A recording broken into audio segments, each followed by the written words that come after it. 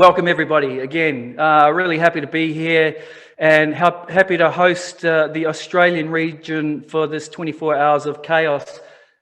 Big shout out to everybody that's been on before us. There's been an amazing array and lineup of presentations, and I've been watching pretty much since I think it was LA. I watched Alex from Noman and so forth. So it's been fantastic. So, you know, we hope not to disappoint with the lineup that we have here in Australia. And I'm just going to let everybody introduce themselves and just speak a couple of minutes about, you know, who you are, what your title is, who you work for, etc. So I guess I'm looking at the screen. We'll start with Christina, who's up the top. All right. Cool. So, hi everyone. My name's Christina. I'm a texture and look development artist at Rising Sun Pictures. So, Rising Sun Pictures is a visual effects studio located in Adelaide, Australia. So, I've been here for a couple of years now. Really loving it. I've worked on a number of different shows. My first one was Thor Ragnarok, and since then I've worked on a couple of the shows. I worked on Tomb Raider. Worked on Captain Marvel, as well as a number of other Amazon Prime and Netflix series as well. I'm also heavily involved in the education program as well. So in addition to working as a texture artist, I do run a look development course in the evenings, and it's a 6-week course running once a year. So you know, just help out teaching the second-year university students in my spare time. Other than that, yeah. Awesome. Love the little koala bear there. So Christina's going to jump on later and just talk about, we've got a bit of a panel discussion, and it's going to be revolved around sort of education. And hopefully we've got Simon Scales, who's the co-founder of CDW Studios here in Adelaide, who's going to jump in as well. So Daniel from Visual State, if you could just tell us a little bit about yourself, that would be awesome. Thanks, Alvin. I love your hat. Yeah, my name is Danil. I'm a creative partner at Visual State and a CGI artist. So what we do at Visual State, we do high-res print for advertising and for product companies. So basically, it's not an animation. We do a bit of animation, but mostly it is still images that portrays some products in a very, very detailed way, plus some creative images that people usually can't shoot, or it's impossible to shoot or need some retouching. Kind of makes sense to do them in CGI, more and more common these days. So yeah, that's about us, not much. Alvin, back to you. Over to me. I like that. Next up, I've got Drew. Drew, do you want to... Oh, somebody's crashing Andrei's party. Who's that? Got it. Oh, kids koala. Love it. Drew, do you want to just give us a bit of a background? All I've got is a scarf, which is a bit controversial. So, my background's kept like blocking it out. So, yeah, my name's Drew. I'm from Method Studios in Melbourne. We're a visual effects facility, producing a lot of content for film and TV. I've been working with them for about 11 years now, and I run the lighting department. Yeah, so it's pretty exciting to be here. I've been a very strong advocate for V-Ray for a very long time, and it's one of my favorite pieces of software. So I like to be able to share how we use it to create beautiful images. Awesome. And Andrei, who doesn't really need any introductions, do you want to just tell us a little bit about yourself, please, Andrei? Hello, everybody. Hi there. Hi, guys. I'm Andrei from BINYAN. This is my friendly koala little piggy bank. Well, koala bank, as it happens. We put a little money into this koala because he's special. My wife and I bought this little thing when we just got married in the market in the Rocks in Sydney, one of the highlights. So yeah, I've just been going crazy in this room for the last 6 months. So, you know, I just want to share a bit of how that went and talk about our company and some of the work we're doing and the wonderful people here. So, yeah, great to be here. Hello, world. Go Australia. Go Australia. last but not least, Shane. If I unmute, that'd be good. That would be good. Yeah, that would be good. Well done. So I'm Shane, founder and director of ModelFarm. We're a Adelaide-based visualization studio. I come today from ModelFarm's beer garden, where throughout the evening we shall be sampling some of Adelaide's finest craft beers. And the screen will probably go lower and lower and lower until I'm on the ground. So looking forward to telling you a bit more about ModelFarm, introducing you to some of the artists later on. Yeah, looking forward to it. That's awesome, Shane. And actually, you know what? I'm going to kick it off by actually cracking open my first beer. And I'm going to talk a little bit about Cooper's Pale Ale, because it's actually it is the oldest brewery. And you've probably got all these notes anyway, Shane, so I'm stealing you. But Cooper's Pale Ale, it's the oldest brewery in Australia and was established in 1862, just for a little bit of fact find there. So I'm going to crack that open. So just to get things underway, I'm just going to do a little quick presentation, well, not presentation, just a bit of a slide deck about the rookies. I've been fortunate enough to be able to host this section of the 24 Hours of Chaos. So I'm just going to talk through what the rookies is all about. Like I said, it's going to be quick and just to give you a bit of an idea. So, just pop that open and then bring that up. So the rookies, here we go. So co-founded with myself and Andrew McDonald 10 years ago. So we've been, in this partnership for a good portion of time now. Andrew and myself are both from visual effects backgrounds. We've spent the good part of 20 years in that, and that's where I worked with Shane in London many years ago at Double Negative. But we built the rookies back then. It was sort of a bit of a side hustle for us. It was really born out of requirement from sort of education. We were getting requests when we were working in the industry just to be able to sort of help students. And really that was the sort of catalyst for the rookies.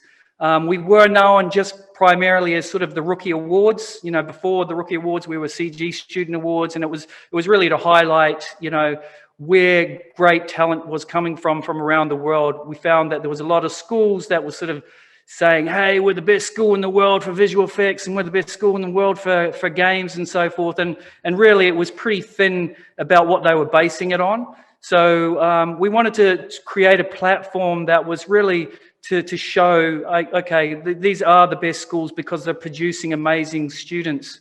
So a couple of years ago, we expanded outside of just the awards, and now we have a platform that is just solely for young professionals trying to get into these creative careers.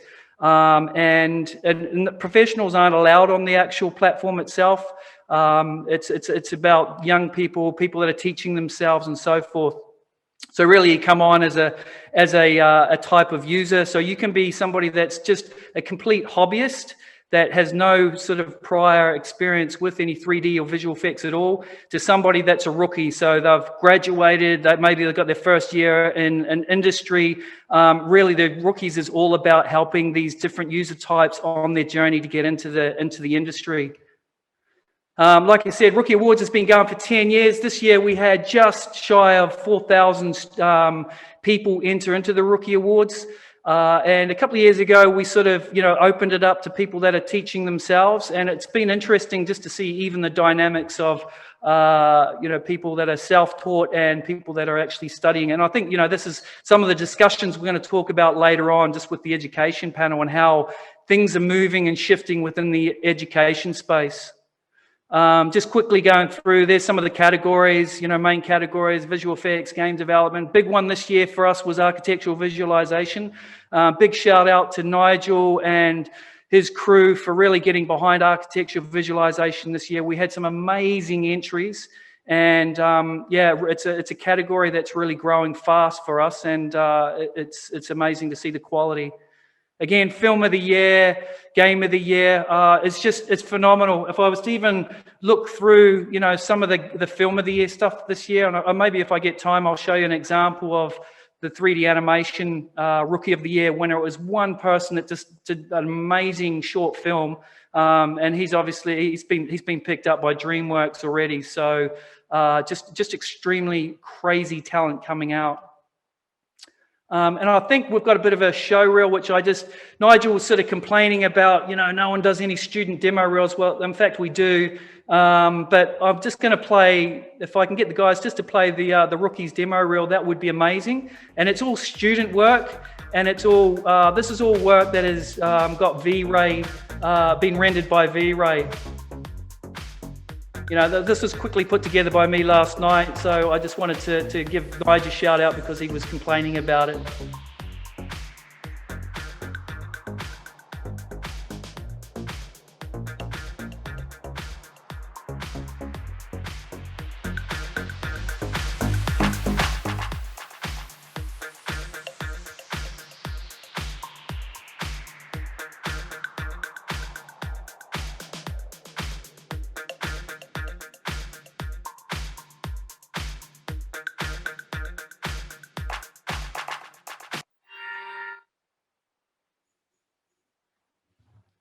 Awesome. So, hey, Simon, you're on as well. That's great to see. Yeah, so that's just, that was just some the student work is incredible, honestly. Like each year the level keeps lifting. And actually, I just seen Simon Scales jump on. Like their school was actually won School of the Year 2017, 2018 for digital illustration. So what the Rookies is all about is really just finding those schools that are doing amazing jobs. And here's just a shout out to some of our sponsors for this year. Cool. So just to bring it back, what I wanted to do was just introduce our first presenter of the evening, which is going to be Danil. And Danil, like you said before, does some really interesting work, which revolves around a lot of this, alcohol. I think he's carved himself a niche, which I kind of like. It's just doing sort of high-end commercials for alcohol companies, and I'm sure he gets a lot of free merchandise. So Danil, over to you, and I'm looking forward to your presentation.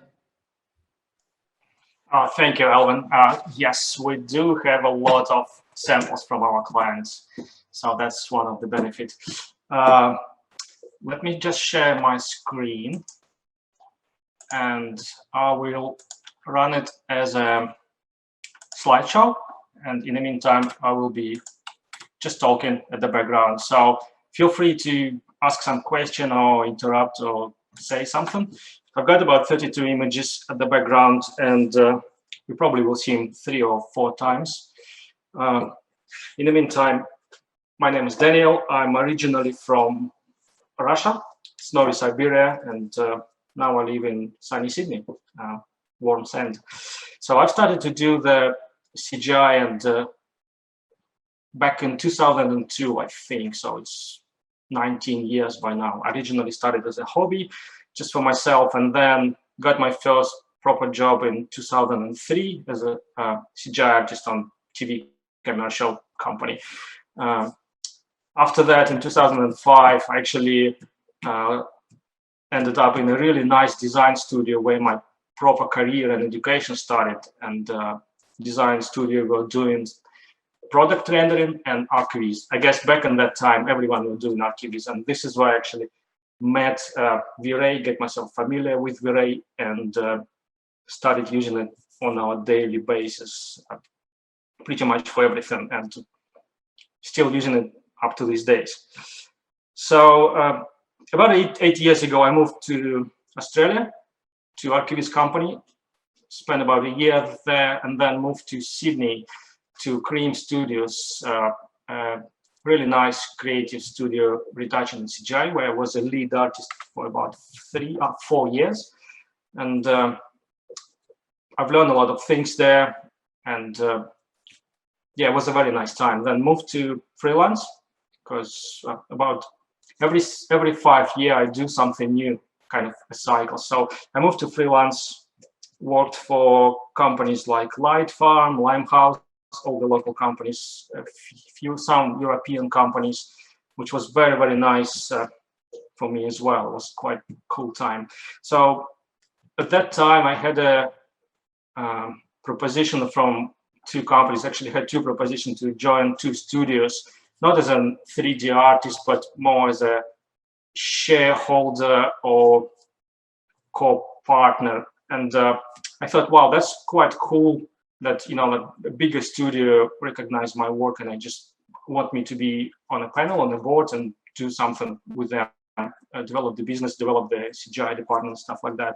And in the same time, a very nice retoucher, a very nice guy, Ian Corner, he just left Limehouse for personal reasons, and I reached him out for a beer and say, look, people asking me to join them, why don't we start something with you together? Because we had a very similar mindset in terms of how we approach the client, how we develop the images. It's all about, you know, perfection and this passion to create, to make an image as good as possible, as real as possible. Very artistic orientated mindset. So he thought about that for a little bit and said, yeah, cool, let's give it a shot for a year. So this is how we actually started the Visual State, our studio. And that was 4 years ago. Never actually looked back to the full time of freelance since then. It's been awesome time, probably the best time in my life. And we do what we actually love, me and my friends. This is what we actually love. We do it every single day, and it's a super happy time.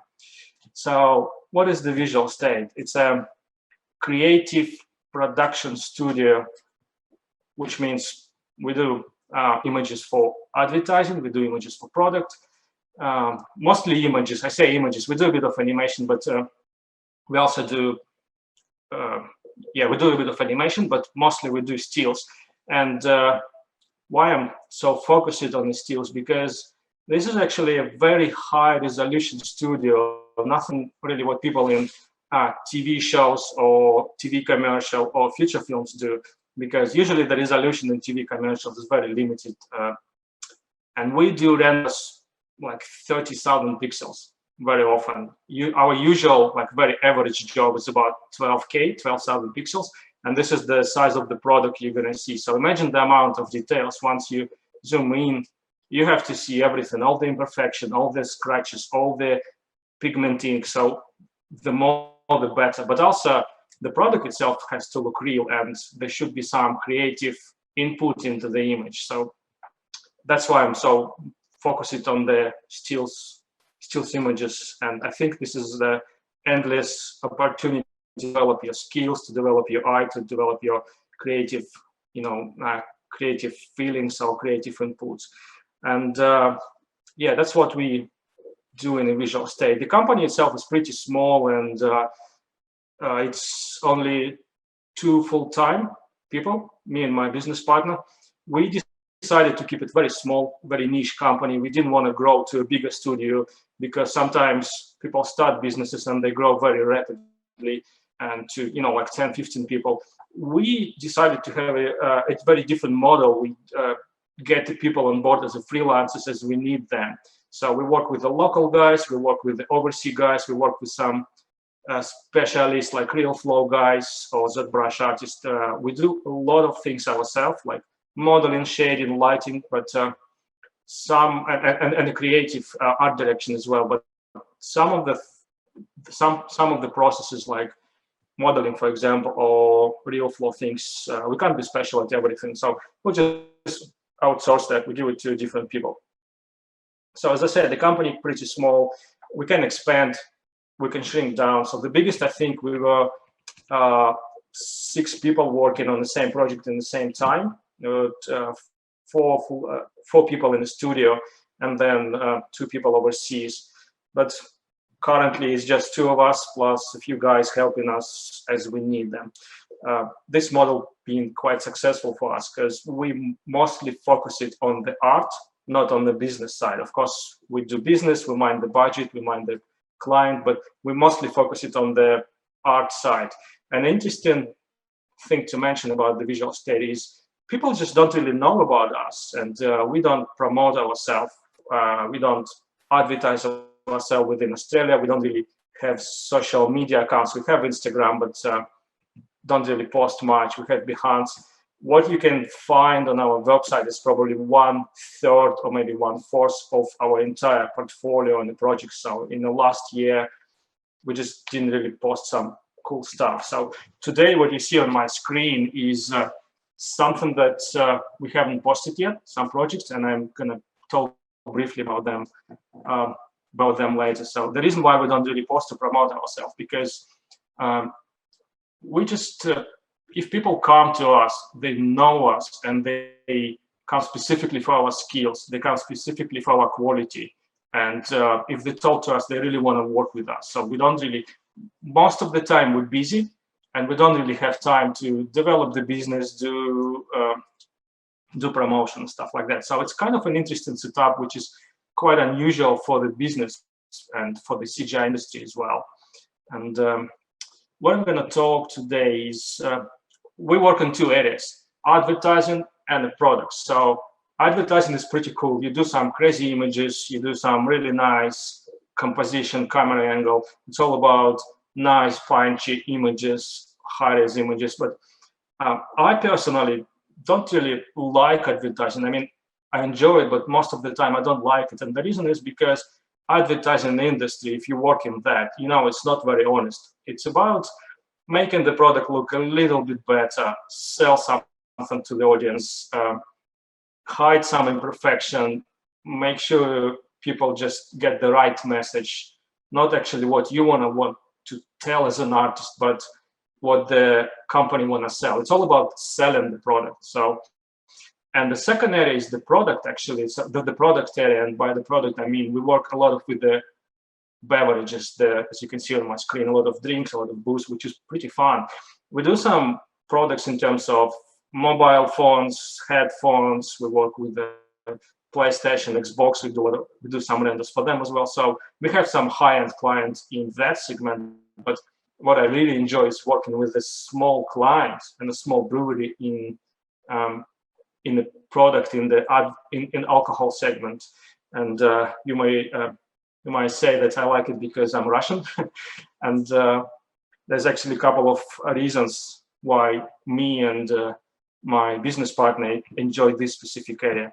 One of the main reason is the very unique and specific relationship with the client. So when the company design the product, and when they make a new bottle, new drink, something new label, they actually put their soul, they passion, they love into this product. They really worry about this product. They care about this product, and they want it to look as good as possible. And this is where our skills as a CGI guys comes into the game, that we make something look very real, and we make it very, very detailed. So usually in the advertising, people don't really, I can't say they don't care what it looks like, but they have to cut some corners to get the image look right. And in the product area, the people just want to see every single detail, the paper stock. If we do it, for example, if we talk about the label on a beer, they want to see that specific paper, because they've chosen this paper to be on this product, and they put some thoughts and ideas behind that. They want to see the foil, all the embossed details. So all these things, they have to be rendered properly. In a high resolution, you're going to see every single paper texture, all the hair, all the imperfection, every single ink and pigments in there. And we also work a lot with the direct client itself, like brewery or winery, for example. And as the people here on the panel know, that the brewery and the winery is usually owned by the families. So it's not like a multi-million-dollar company, or it's a usual regular people that develop the business, and very often they invested everything they have in this business, and they've started the business not keeping the profit in mind, but they started this because they love what they do, and they love beer, and they want to make best beer in Australia or best beer in this specific region. They make wine, and they want to make a really good wine. They worry about the product. And once you all come together, us as a visual artist, the designers that worry about the product and love the product, and this client, this is actually a very good team. And this synergy, this energy that's happening between people, that's really awesome. This is all about the passion, the love, the details, the the product itself, and everyone in this process enjoy the journey and enjoy the end result. Once we hit that final high bar of the quality, everyone loves what the process and the end result. So that's another reason why we work in the product industry, and this is a very specific niche to us. Very often we work with the small companies, even if the budget is not great. We just love the product, we love the passion. We work with them. We want to make something for them.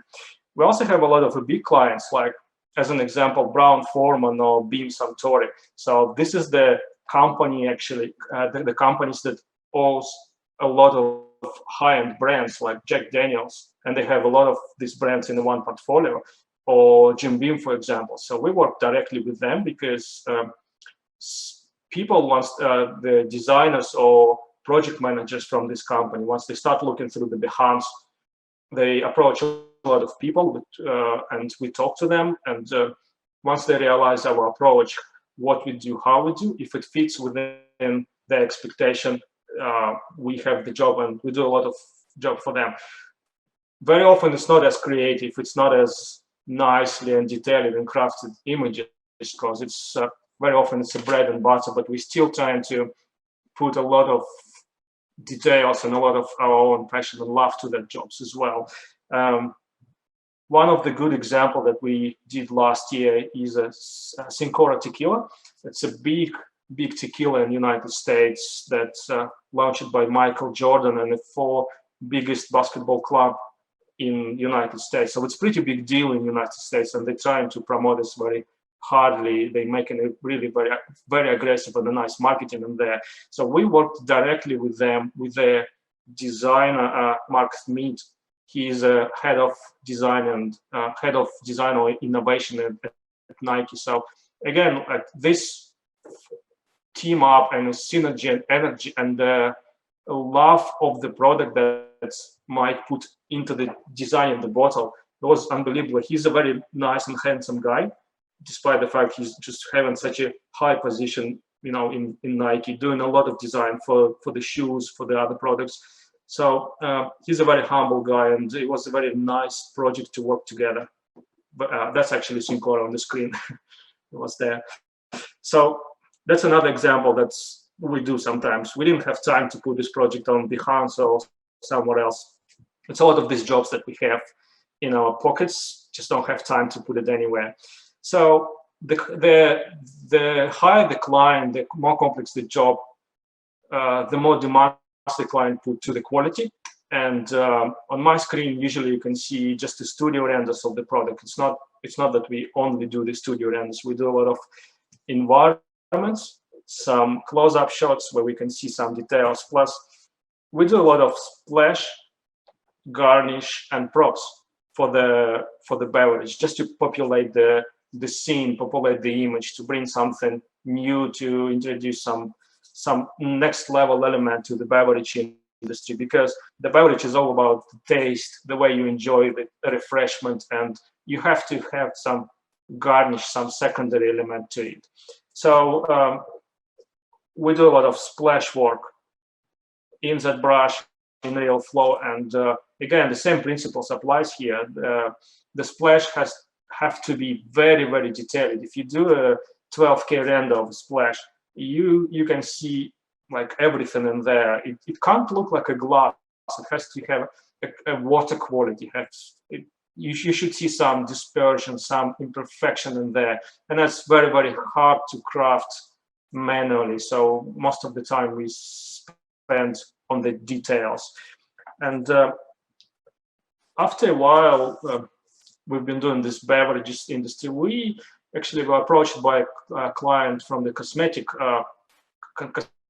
industry. So, and this is where we actually started to merge 2 worlds of the products and the props. We started to mesh them together. So the cosmetic is very similar to beverage. It's about the products, but they also have some differences to it. So the key difference is the cosmetic is more about not just the product, but about health, about the nature, about the clarity and the purity of the product, while the beverage industry is more about the product itself. It's very focused on the product.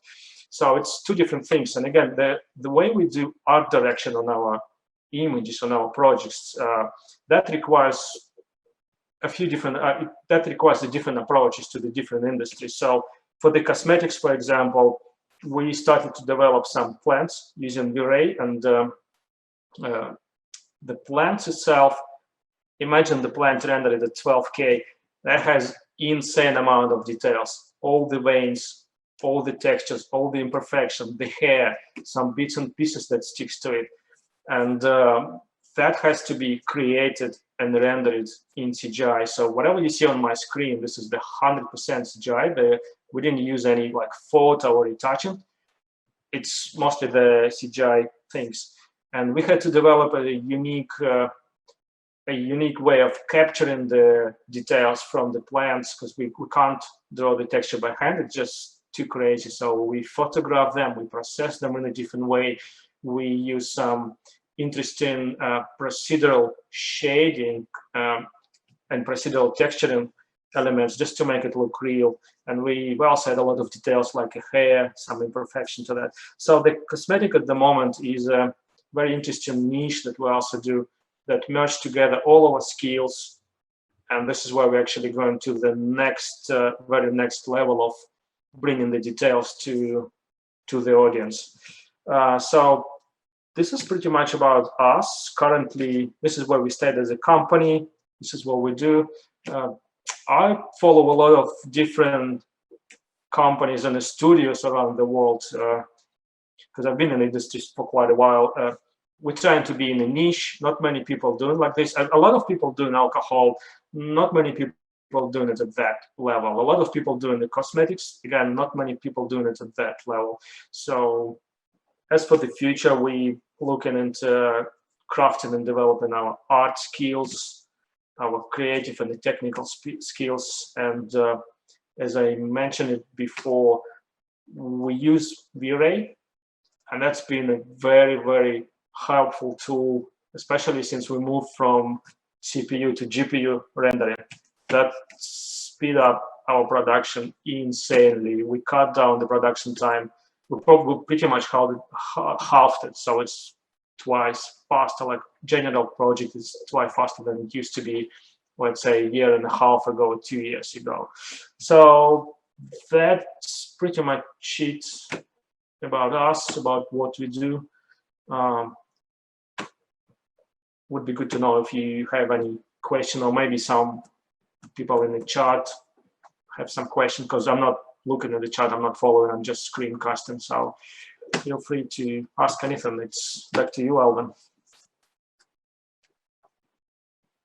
Thanks, Daniel. That was awesome, man. Thanks. Amazing imagery. Honestly, beautiful stuff. I'm just looking through the chat. It doesn't look like there's too many questions there. A few people wishing they were rookies because of the quality of work that they've seen.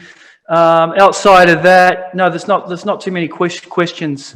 So I guess what I wanted to do now was maybe just have a bit of a discussion. You know, like I've been following, like I said, the whole series until it got to here, and there's been, you know, a lot of discussions around how everyone's sort of coping with current conditions and working from home and so forth. And you know, I'd love to get some of our presenters and panelists, you know, viewpoints on how they're dealing with it. You know, like we've got Drew at Method Studio. Like, I'm just curious about how people are actually recruiting. Are they struggling? I mean, in Australia, we've kind of dealt with it pretty well, the whole COVID. There's exceptions to a few states, but yeah, I mean, Shane, can you tell us from a ModelFarm perspective, you're a small business, and how you're dealing with things at the moment? Yeah, I just constantly struggle to recruit. So it's not COVID specific. And there's a problem there that we'll talk about later on. But it's been an interesting. I think especially when it comes to Australia, every state has been going through their own sort of issues. And I know, you know, condolences to our Victorian friends who are, you know, really getting the brunt of it at the moment. In Adelaide, it's sort of been a different situation, and for us, it's it's a lot of back to normality in a way, but it's almost like there's a huge urgency now. So there's an urgency from clients. There's an urgency everywhere to just like try and make up for lost time. And so it's been a strange one. So in a way, right now we're feeling like we're back to normal. We're normalizing. We're totally at capacity and have been for quite a while. But then we look at our Victorian friends, maybe like Drew, if you want to shout in and just let us know how that experience on the other side has been, looking at the sliding doors moment, the other side of the mirror. Yeah, sure. I mean, I can definitely echo your sentiment in terms of, the difficulty recruiting, just full stop. Being in Australia, it's definitely challenging getting specialized people in the door. A lot of our crew comes from international kind of visas and those kind of things, and COVID's made that a lot more complicated.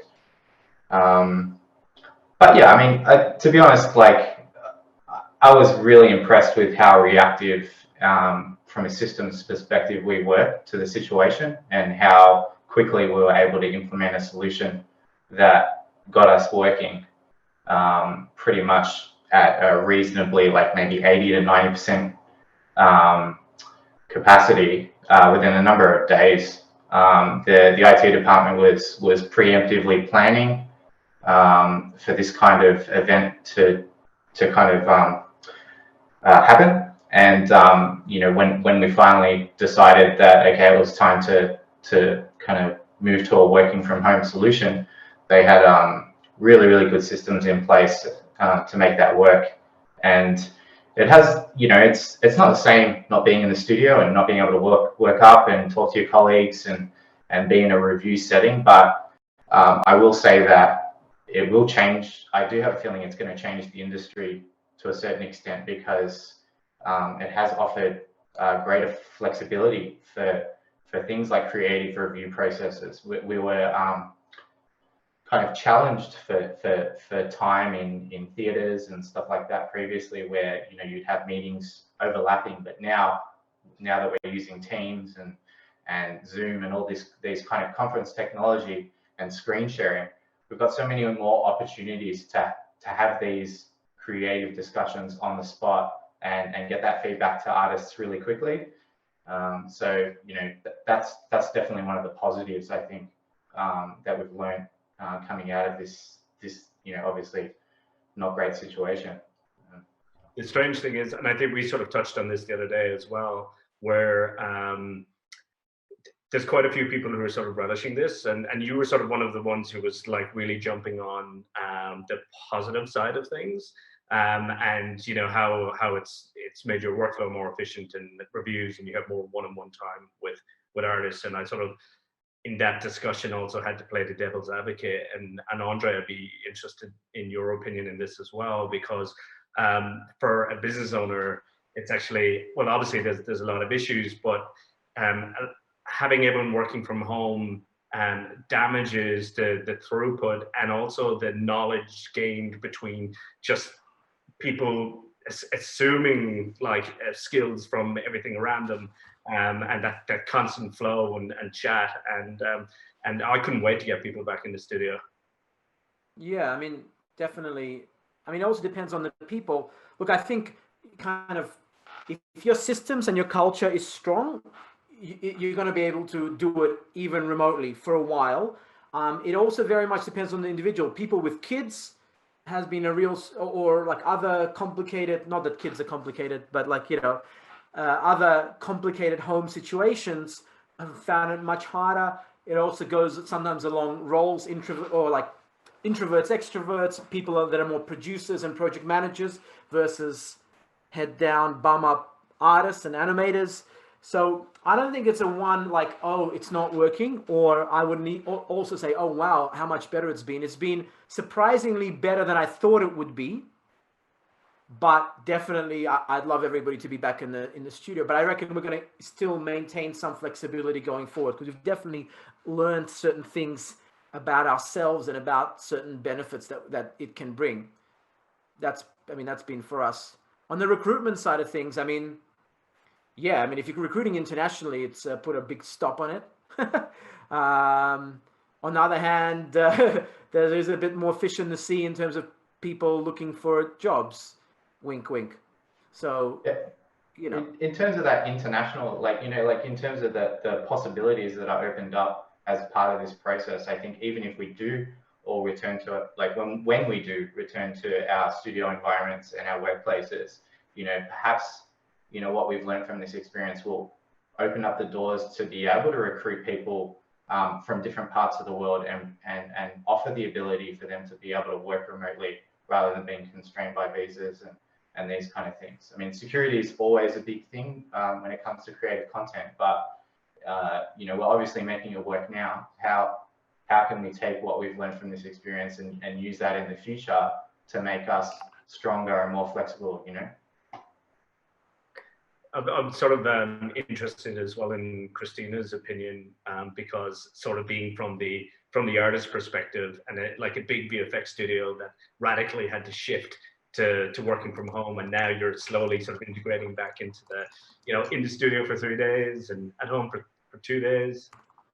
Yeah, well, that's it. I mean, so as you guys know, everyone went home. So I reckon Rising Sun, I think about half the studio ended up going home. So a good, I think about 60 people ended up starting working from home. My experience was honestly really positive. I've really enjoyed it. I've found, like the meetings and, like the benefits we've gained from it have actually been quite good for us. Obviously, really miss going into the office. So for me and for a lot of others, we've sort of recognized the benefits of working from home, but also, realize that we do like that, that social interaction. There's nothing better than, going to a theatre and viewing your work in the theatre with everyone around you. So a lot of people that have worked from home, including myself, we're sort of slowly coming back to the workplace. So starting next week, actually, I'm going back 3 days a week. So I'll be doing 3 days in the office, 2 days at home. And it's really interesting. I think a lot of people are going to implement that. Like it's really cool that the industry does seem more open to doing something like that. So it's been really good. Yeah, that's great. And actually, because we're going to jump on the next presenter, which is going to be Drew, but just quickly, I just wanted, because Simon Scales came on late, and I just want, Simon, if you've got 2 seconds, mate, can you just tell us a little bit about your history and what you've set up here in Adelaide, and I think 9 years with CDW now, so it'd be great to get a bit of a take from you, mate. Sure, yeah. So yeah, CDW Studios, we're a school of visual effects and entertainment design. We teach like a 2D stream, 3D stream, VFX, and 3D animation. Yeah, obviously with Alwyn for 2017, 2018, we were ranked #1 school for digital illustration in the world, which is really, really amazing that that's sort of happening in Australia. I think in our category, there's about 185 schools that entered that category. So it's very awesome. And last year we ranked 6th, and then this year we're about to find out those results. But yeah, we're really trying to train up all the young people that want to get into the industry and get them to a really high industry level. And we've now got students that are getting jobs all over the world, 22, 23 years old, getting sponsored visas in the States, Europe, all over the place. So yeah, we're really, really bullish that we can get students to that industry level, over a 4 or 5 year period, which is super exciting. And then with COVID, kind of happening, obviously that's a bit of the theme of the chat, but from an educational point of view, we've been able to move pretty quickly, and we already streamed all our classes kind of live online for those people that were sick and couldn't come to classes before COVID. So then when it happened, we just kind of transitioned everything to online, and now we are back live. And I'd say about, like, it's really interesting because we've got a similar thing. I'd say about 60% of our students are back in the classroom. 40% of our students just do the classes online. And we've worked out a hybrid way to literally teach the classes live, where we're also delivering it to the students online at the same time. So it's pretty cool. I mean, it's, in some ways it's been terrible, in other ways it's been really positive.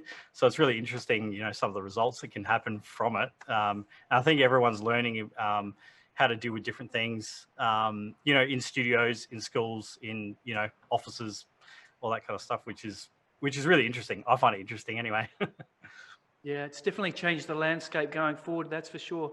Hey, before we run over time, I just want to, you know, with the next presenter, I'm going to introduce, thanks Simon, just again, thanks mate. I'm going to introduce Drew, who's going to run through his presentation to do with Christopher Robin. Is that correct, Drew? Yeah, correct. I had some technical issues last night, so I ended up pre-recording it. So hopefully that all goes well. All right. Just actually, before the guys throw it over to your presentation, I want to say I've just actually added into the Facebook chat. There's a whole giveaway for a raffle. If anyone's interested, you know, you win some shrimps for our barbecue. You know, it's like a traditional meat plaque here in Australia. But yeah, if you want a chance to win some prizes with this raffle, then make sure you go to the link that I put in the Facebook chat. And also, if you want to win some merch, then do some hashtags with on Instagram and social media. Hashtag 24 hours of chaos, and you might be in to win a T-shirt or two. All right, over to you, Drew. Show us Christopher Robin.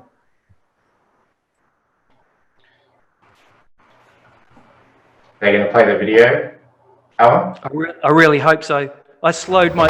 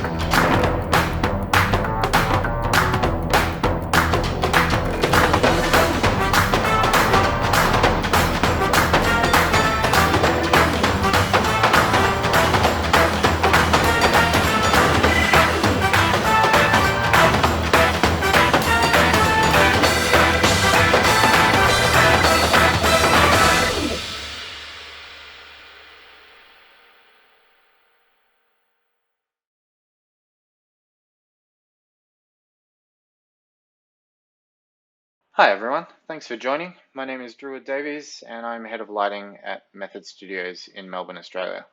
Today I'm going to be talking about our work on Disney's Christopher Robin.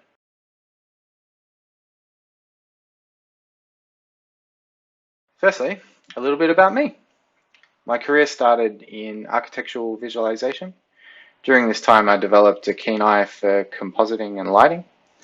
This then opened doors to other opportunities in similar fields, and I landed a job at what was then Allura in 2009.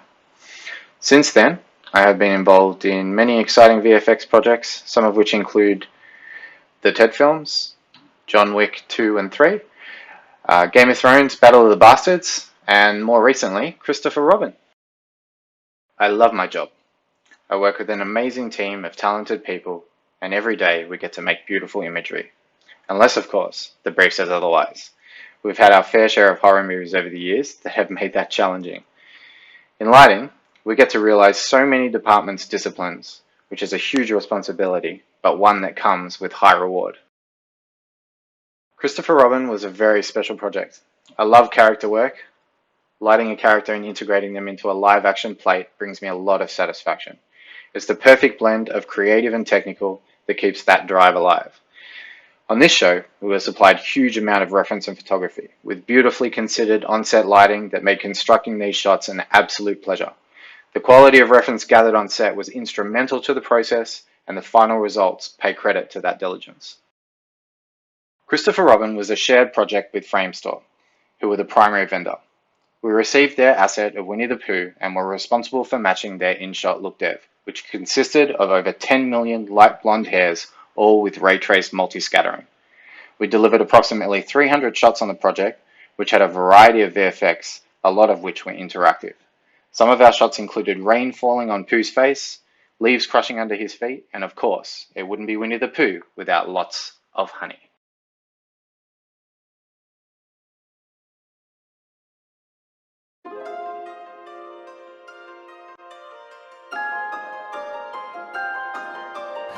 If only Eeyore were here to enjoy it.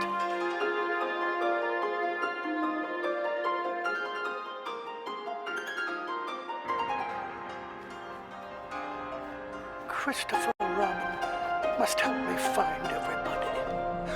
Or help everybody find me. That will be the order of looking for things.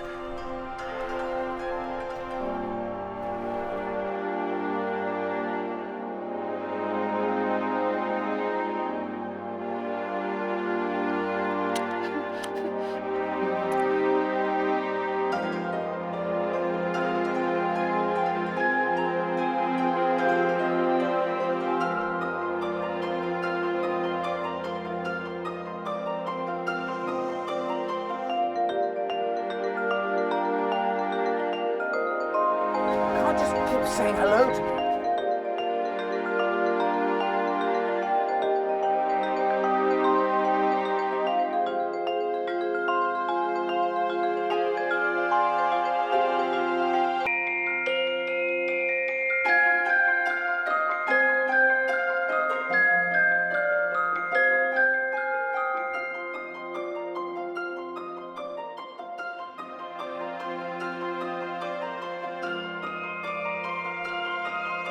Put it back in the order of importance.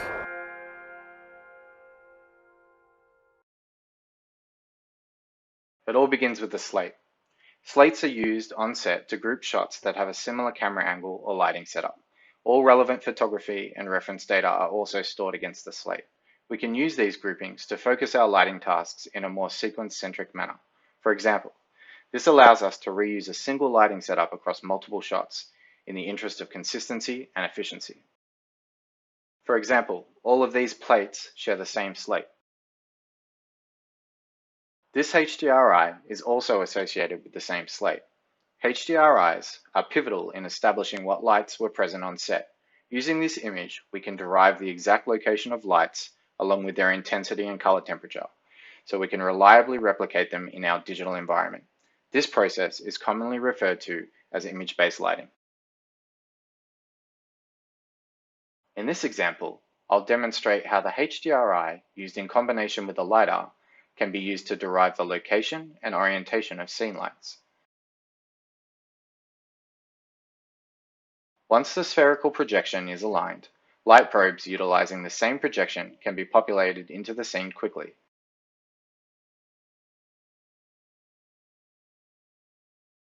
The viewport display and skewing of the light textures provides useful rotation and scale guidance. This process is an essential step in establishing accurate spatial lighting.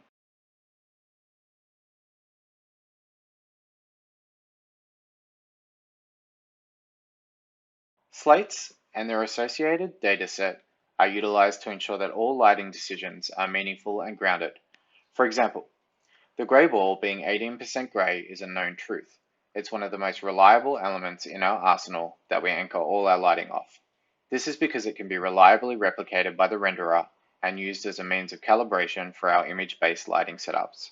As a result of this process, all our lighting setups are physically plausible.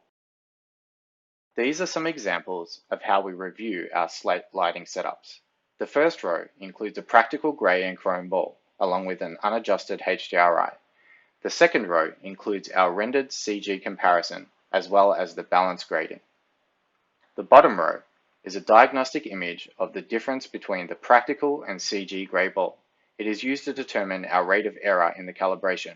Black in this instance is a good thing and indicative of a low error rate.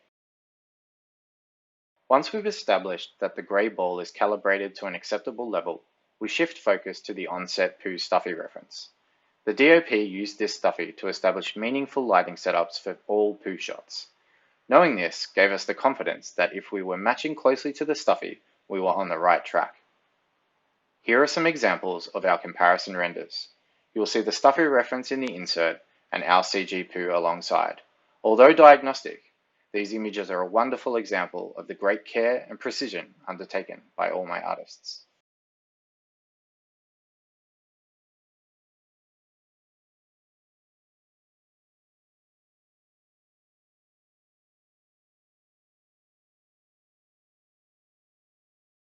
Here's an example of the progression of a shot.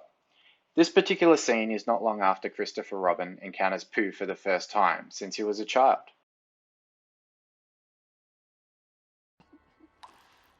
Are you sure you wouldn't like some Christopher Robin?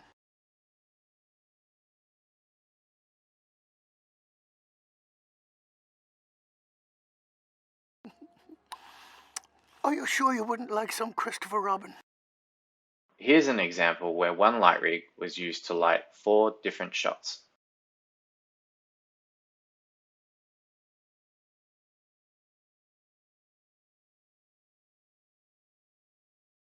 It's worth noting, this isn't the first time we've had to render a furry bear. Our previous experience on the TED projects made us excellent candidates for this work. However, this was the first time we were embarking on a full V-Ray rendering pipeline for hair, as previous shows used hybrid rendering techniques.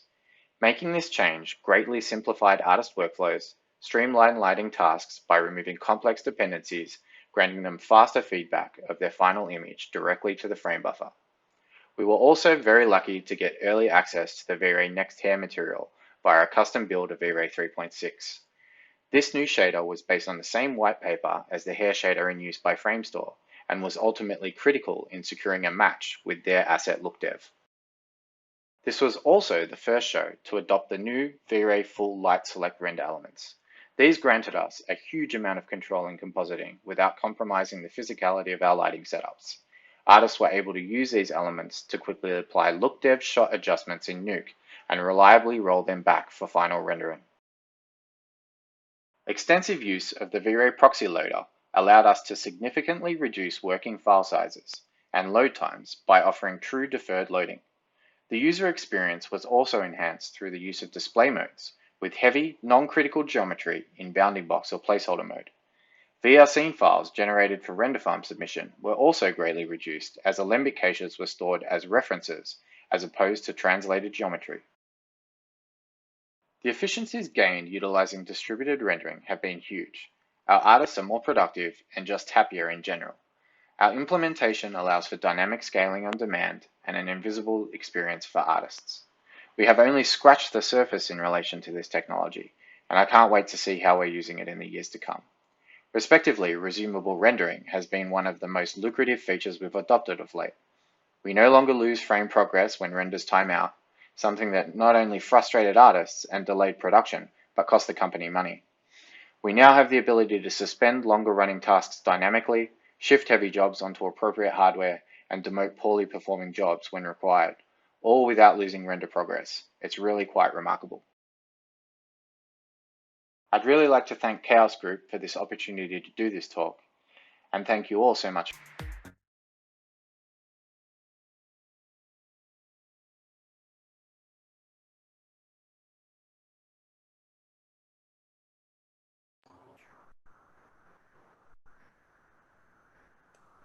Awesome stuff, Drew. That was amazing, mate. Beautiful work. Yeah, my kids love that movie, and I think I'd probably love it just as much as they do.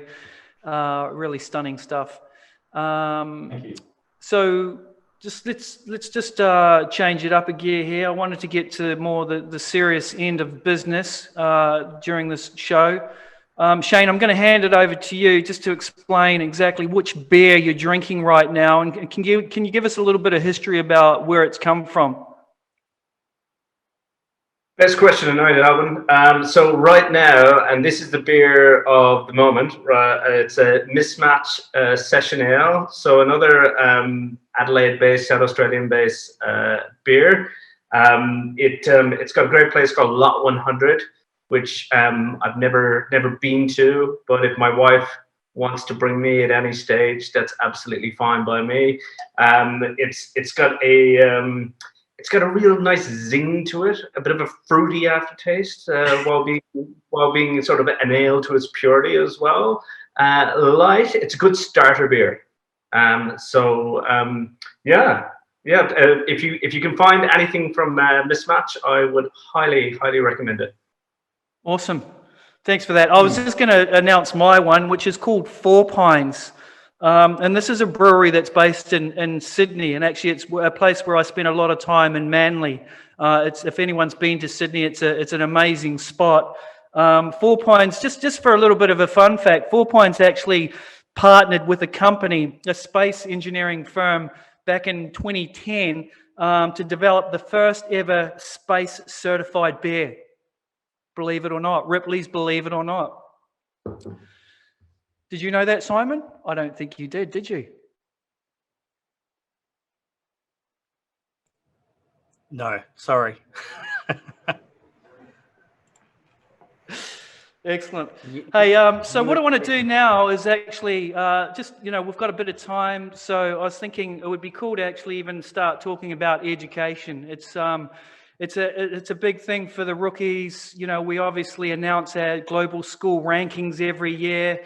And actually Macca, who's the other co-founder of the Rookies at the moment, is head deep in sifting through all the data that was collected from this year's Rookie Awards to determine, who the School of the Year are for the various categories.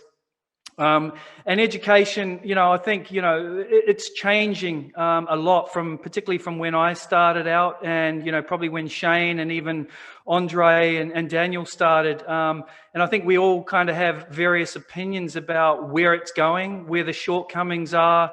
And, what I'm particularly curious about is the business model that sort of RSP and even CDW have adopted, where they have partnered with universities. It's a kind of a new trend that's happening around the world, and I'd be curious to find out, why and what benefits there are with partnering with universities, how that's strengthened what you do, like Simon and even Christina. And then we can just open the discussion up a little bit more to the rest of the people, just to get their opinion about where they think students are right now. I know in ArchViz is changing at such a rapid rate right now, and we talk, I listened earlier to some of the other discussions and how people that are specializing in visual effects are now moving into various industries, right? So there's a shift happening, but I'd love to hand it over to Simon and just tell us about why, this partnership with the university, what, benefits you get from that, and just explain how it all works. Yeah, well, basically we didn't really partner with the university on purpose. It kind of happened because the students wanted us to do it. So there's been some real benefits. Obviously in Australia, there's a lot of government benefits that helps being a university course, which is obviously really good for the students. But one of the reasons why the university kind of really want to partner with us is because CW Studios, all of the instructors that take classes are industry professionals. And the universities have a hard time getting industry professionals in to teach classes, you know, and get that consistency happening. So basically, you know, we can be that kind of middleman where we can get all the industry professionals in and have that relationship with those guys and get them teaching classes and then delivering that, you know, to university students. Another big thing in Australia, like it's really different from like the US to Australia. So a lot of our students, they want to go and move overseas. They want to move to Europe. They want to move to the USA to, you know, go and work at all the big studios. So a lot of times they need to get those sponsored visas. And to get them, they need to have like a 4-year bachelor degree. So that's really important as well. And a lot of our students kind of, yeah, they want to get over to Pixar and DreamWorks and Blizzard and all those places. And if they don't have the degree qualifications, it's kind of really, really tricky. So yeah, so there's a few reasons. It's an interesting concept because, you know, like, you know, there's a lot of the discussions that are happening at the moment are like, you know, do students really need that certificate? You know, like there's people that are teaching themselves online. There's so much content out there. Courses are expensive. You know, like this, you know, this sort of sitting in a classroom, listening to a teacher's sort of old fashioned tradition, like, you know, it is, you know, there's definite shifts in the way that people are actually thinking about studying nowadays. So it's interesting that you should say that, you know, in Australia, to be able to work overseas, that is a definite real benefit. Is there any other benefits that you see, Simon? I think it's so like studying somewhere from my point of view is just wherever it is, it doesn't really matter, but it just gives you that time. So it's having the time to build those skills. Like, I mean, probably all the guys on here would say like, you can't learn this stuff in 6 months. Like it doesn't matter. You just can't go from being 18 years old to 6 months later, just having a job, you know, in the industry. It's sort of, it takes a lot of time to learn the craft and build those skills that you can use to then get your foot in the door. And like you were saying just before, it's moving so quickly and the standard is getting so high that it's really, you know, it is becoming difficult for, you know, 19, 20-year-olds just to get their foot in the door and get that first kind of job. So, you know, and depending on the level of school is going to really depend on, you know, how far you can push in that time frame. That's obviously dependent. That's a different conversation as well. Yeah. Daniel, I want to throw it open to you, mate. I mean, we've talked, you know, before the actual, or in the lead up to this this presentation, and you had some opinions about, you know, your struggles with being able to hire quality talent within sort of, I guess, the, you know, in your space. Can you just elaborate a little bit on that? Yeah, thanks, Alan. Here we go, grumpy old Russian. I have a huge problem with hiring people, and actually have had it for a long time. I've been in Australia for 8 years. 7 of these years, I was trying to find someone to work with me, actually with me, and to do work just a proper, reasonable level. And now we are in a little bit niche industry doing the high-res images, but it comes to just a common sense. Just people don't have enough skills, but their expectation of the job is very high. So I guess it would be good to separate two different issues on this one. So the first issue is how the students, how they build their skills and how much skills and experience they have. And that's one issue. And the second one is the education system in Australia, which in my opinion has been spoiled for years. So usually when the people 16, 17, 18 years old come to industry, they say, okay, I want to be CGI, I want to do some movies, I want to be at Pixar. Where do I start? They go to uni. So from my experience, and again, I have a very limited experience with uni, and I've seen some nice changes in the industry recently in the last couple of years. But usually when it comes to uni, from my experience, the university don't really teach the students the skill they need in a real production. So by the time the students finish the course, what do they have? They have a huge debt for the government because the university, you have to pay for the university. So they have a debt. Then they don't have enough skills, and they don't really have a sense of the industry, what it takes. They have an expectation. So we build a portfolio, we come to a studio, and the studio here, the culture itself, they're not being very honest. They say, yeah, looks cool, but you know, we call you later.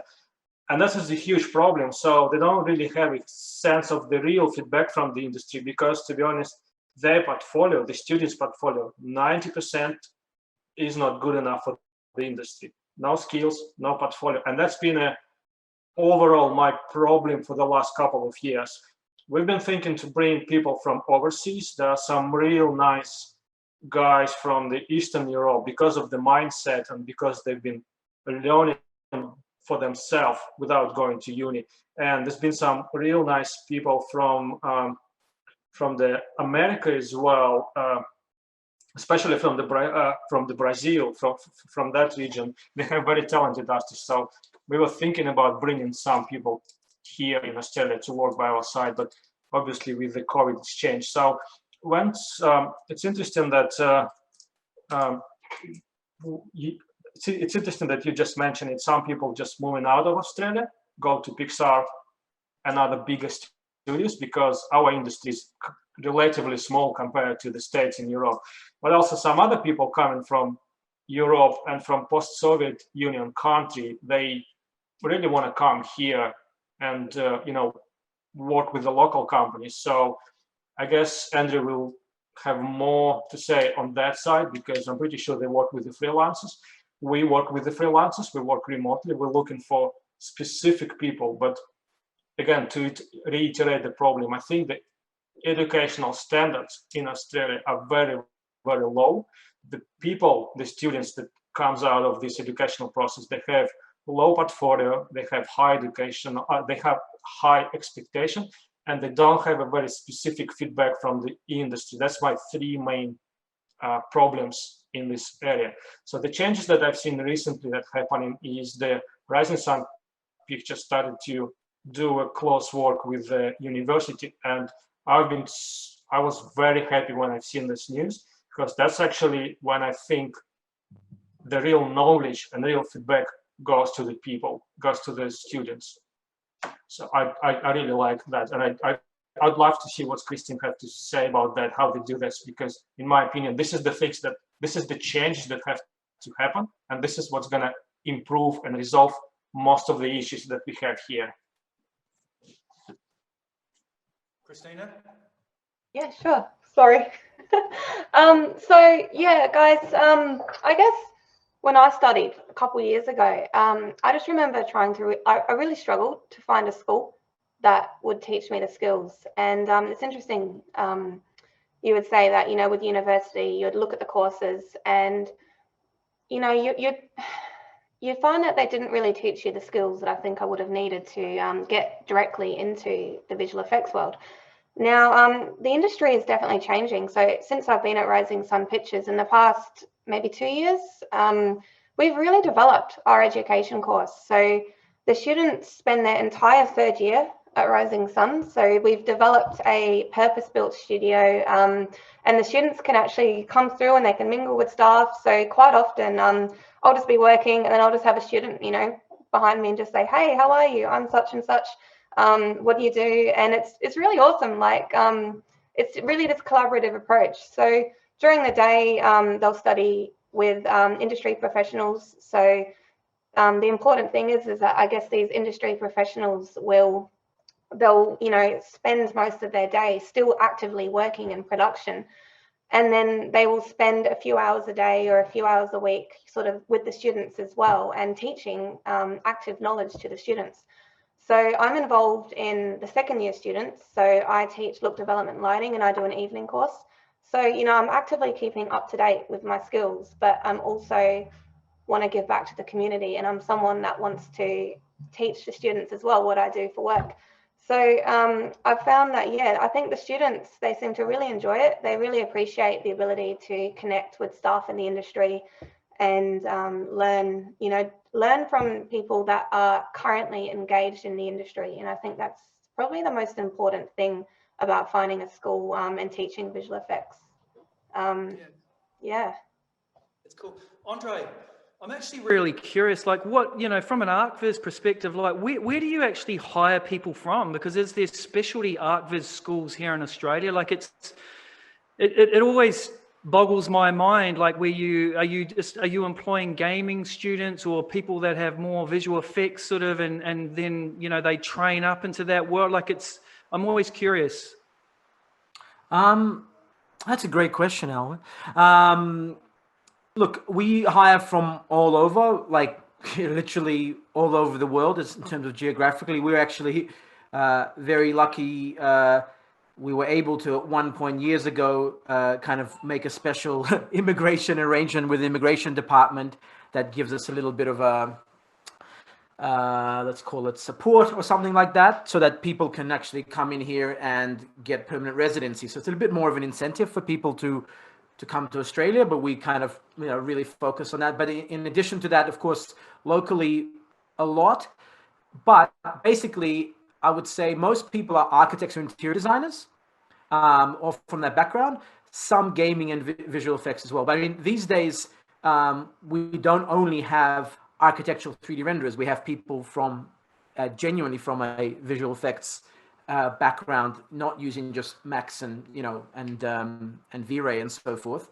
So that we're kind of, as we're diversifying the kind of work we do, we're able to draw on a wider group of talent. But yeah, it's bloody hard. Like, recruitment is an ever ongoing, continual thing that if you take your eye off the ball in our game for 2 minutes, you'll get left behind. So it's a struggle, but we've become quite good at it, even though it is a little bit like, you know, squeezing, you know, water from a stone. Mm. And is there any specialty like schools within Australia for ArchViz? Well, no, no, there are not. The thing that we have been doing quite actively, and now, so shout out to University of Melbourne that have, we've basically partnered with them. They've invited us to give both lectures as part of their architecture degree in that module. So I'm actually doing one on this Monday morning. So you're talking,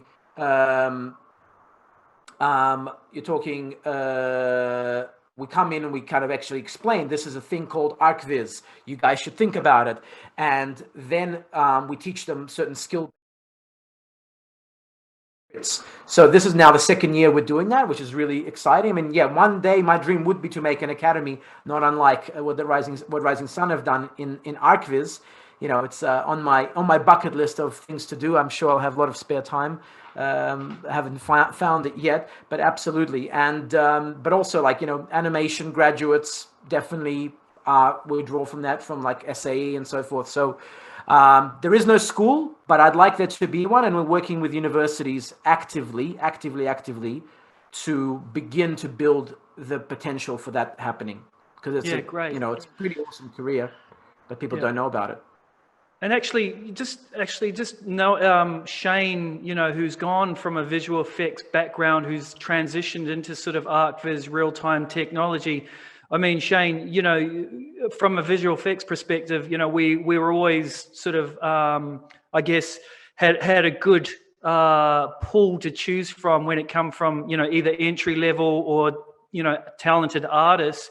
Like, now that you've kind of, you know, jumped over that side, like, how, from a small business perspective, have you struggled to hire talent locally? Are you doing the same as Andrei and going offshore? Like, what's been the battle for you?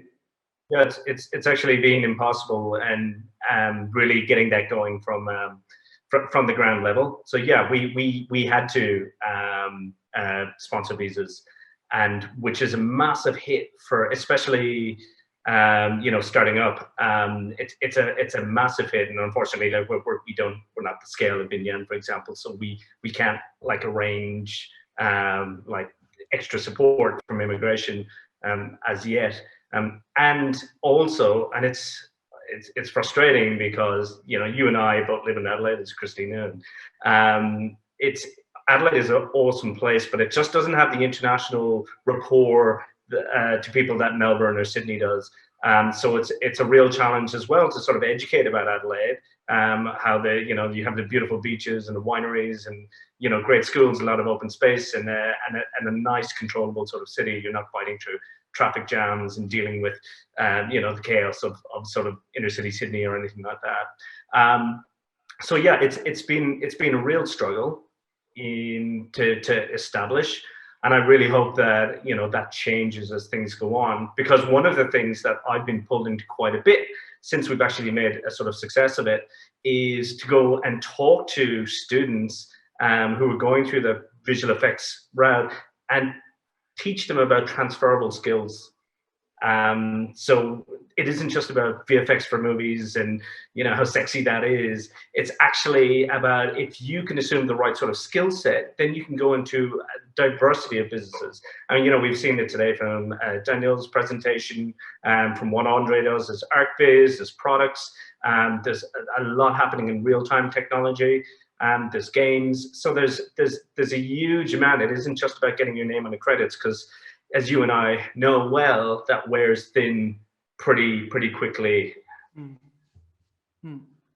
Yeah, I mean, it's a really great point, Shane. And I think, you know, if the students out there right now dialed in, Shane, like if you were to say to them, hey, you know what, these are the top 5 bits of software that you should, or maybe 3, because, you know, like, you know, what would that be for a student like trying to get in? Because you're right? Like if you've got a skill set which is a handful of these softwares, you're setting yourself up potentially, and like you mentioned, you know, we're talking about ArchViz, visual effects, games, you know, but there's a lot more industries that now are adopting 3D, particularly with what's going on. Everyone's just pushing hard into that digital space. So even in retail, even in, you know, engineering, and, you know, it's happening everywhere. So the opportunities, if you're a student, are phenomenal. But you're right. You know, this glorification around games and sort of visual effects that people get stuck with this tunnel vision, and there's so much more to it than that. But if you were to say, hey, you know what, if you knew X, Y, and Z, you're going to be able to transcend across multiple sort of industries. Yeah, I mean, you can't, I suppose, fixate on one particular software. Right now, I suppose Unreal Engine is the thing of the moment, and we use it quite a bit, and it's incredible. But that might change in a few years, and something might overlap that. What we find generally is just try and have a really strong generalist skill set. Don't try and niche down to I'm just going to be a lighter, because we're finding that you know, especially in industry, you have to be a lot more sort of flexible to jump between different tasks, so you can utilize at all of the time. And especially when real-time technology comes in, so we're losing that sort of waterfall approach to a linear workflow. You know, you do the modeling and the UVs, and you do the texturing, and then, you know, you do the animation, you do the lighting, because we're losing that sort of, you know, chained approach. It's all happening at the same time. So you need the flexibility to remodel something and update the texture, and, you know, relight something and understand composition and framing, and then understand the compositing at the other side of it. And so it's constant learning. And I know it's a big ask, especially for students, because that's pretty much everything I'm covering in the industry, but that's where things are going. And actually, yeah, just to open it up a little bit more to you, Drew, and actually there was a question that somebody asked just in the chat about, you know, like what recruiters, you know, like now that everything's sort of closed shop, you know, are recruiters looking further afield locally? Like what's happening at Method Studio for you guys, Drew? Like obviously you've still got projects going on. How's it working there? Yeah, look, it's been pretty stable up until now. In terms of new people transitioning into this new environment, we haven't had many instances of that. I think we have had maybe 2 or 3 people into the business since lockdown, but not in my department per se.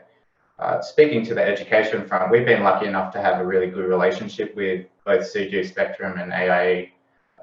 In combination with Film Victoria, with some internship programs, and I've been lucky enough to secure 2 interns over the last couple of years that have kind of transitioned really well into our environment.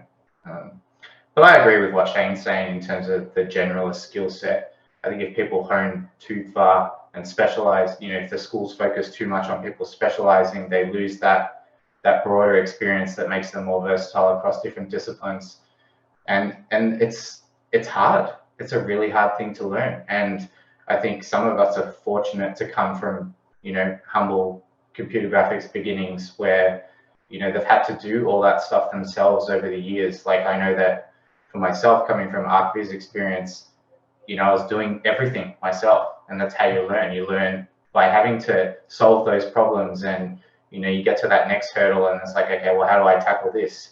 That's a very difficult thing for a school to teach in a couple of years, and a very fundamental component of what we all do every day. It's creative, it's beautiful, it's art, but it's also very technical, and a lot of it is problem solving. And that complement of creative and technical skills is very hard to teach and has to be learned over time. So I don't envy the schools in terms of trying to build a framework for that. And I guess part of the way forward is probably for us to, all these various industries, whether it be film or ArchViz or games, to establish relationships with these institutions so that what they're teaching is relevant, and try and pave the way to people that are kind of more industry ready when they get out. Yeah, I think it's a good point, Drew. And I think, if I was to reflect back on, sort of the Rookies Global, school rankings, and that when you look at the schools that have done really well, most of the ones that have featured within the sort of the top 10, top 20 have had really close ties with industry, and they really engage in industry. They help, industry help drive the curriculum. And they need to be nimble. If there's one thing when you look at schools, they need to be able to adapt quickly, particularly now, when we talk about, like Shane said, real-time technology and things that are happening so fast. Like even when we look back in the last couple of years, it's just crazy, the developments, particularly in hardware and software and so forth, that, how do schools keep up? Simon, how do schools keep up? Yeah, well, like it's tricky, and we have to, like I said, all of our classes are taught by industry people, so they're really trying to. They're basically all saying the exact same stuff that everyone's saying here, right?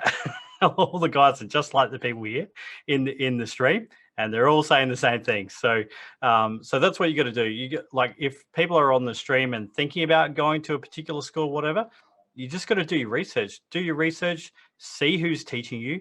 See what the relevant industry experience is, and if you like the stuff they're doing, then that's like a good place to go. There are places out there that you can go that are really, really good. There's also a lot of places out there you can go that are not so good. So yeah, you just got to find those ones. And the thing is, like, as well, the students are just like, I mean, yourself, Alan, the stuff like students are doing now is nuts. I mean, we've got like dozens and dozens of students that are doing things that like I can't do. They're just like, they're drawing stuff up. They're modeling it in Blender. They're importing it into UE4. They're texturing it. They're lighting it. They're animating it. They're just doing the whole project themselves, like, which is kind of what Shane was saying before. Like, it's really cool. I mean, I think the kids and the students are catching on. They know what they're going to do. It's just, you just got to have that time to keep moving forward, and hopefully, they'll get out into the industry and have good careers. Yeah, great. And where are your students getting hired, Simon? Like, where are they going? Are they going locally studios? Are they going sort of the major cities? Like, hopefully Method Studios are hiring them, Drew. Yeah, well, it's a bit tricky at the moment. Can't get over there. But you can't even get across the border, right? Yeah, no, that's right. I mean, we are quite young in our courses. So we've only in the last couple of years had like graduates that have come through the entire pipeline, because obviously that's about a 4 or 5 year kind of pipeline. So, we've been going for 9 years, but we've linked in with Flinders in 2014. Yeah, so from 2015 to 2019, that's really only 4 years. So we're just getting those graduates coming through now. So our graduates are going to like Mill Film, Technicolor, Mr. X. We've got that studio here in Adelaide. We've got a lot of students that have gone to Rising Sun Pictures over the years. Yeah, students that are going to a game studio, Mighty Kingdom, here in Adelaide. That's, I think, like the biggest studio in Australia now. And we've got, yeah, students that are at Weta over in New Zealand, at you know, the different game companies in, yeah, there's a few in Melbourne, you know, Sydney, Brisbane, all that kind of stuff. And then we've got students going overseas working at like Ubisoft and Blizzard, Pixar, you know, we've got some Animal Logic, yeah, all over the place. So there's, like you were saying before, there's loads of opportunities, and there really is, like, it's not just gaming and VFX. There is different areas as well. And yeah, certainly the kind of ArchViz area seems like there's a lot of growth in that kind of area too, where there's a crossover between, you know, people that want to do UE4, you know, 3D, VFX, you know, can work into those areas too. So, and tons in animation, storyboarding. Oh my gosh, so many, like, storyboarding jobs are out of control. Yeah, it's just they're just looking for people because of all Netflix. Yeah, all of the streaming services. It's just this real golden age of animation. So there's a lot of opportunities all over the place. Yeah. Yeah, excellent. Good to hear. Good to hear. So I think, Shane, we're gonna step you up. It's time for your presentation. Have you got your beer loaded? Are you ready to go? Hold on. Hang on. Do you want to introduce your beer before your video? Oh, so this one is Sparkle, another Adelaide-based beer. Interesting fact about this one, 2 female co-founders. So it's good to have a local brewery. Go the girls, well done. Excellent. Excellent. Can we play Shane's? Did you want to intro your first one, Shane? Yeah. I'll just do a quick intro. Basically, we're going to just tell you a little bit about ModelFarm and play this video, and then we'll step back to me, and I've just got a few of our key senior artists together to share some useful tips and tricks that hopefully will, like, you know, help the aspiring CG artists out there. So without further ado, let us tell you a little bit about ModelFarm from this video coming up. First one, MF1. There we go. I have to send file name. Roll the tape. Roll the tape. Yes, please. Yes, play. Here we go. Which one? MF1. The first MF1. one. What's the name of it, Shane? MF1? M1 MF. I think it was changed the name to. Yep. The one that has 1 in it. Can we please play that?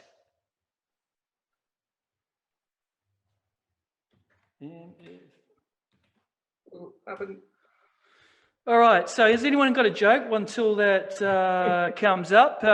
Andrei, you've always got a joke. Come on. Help us out here. Help us out.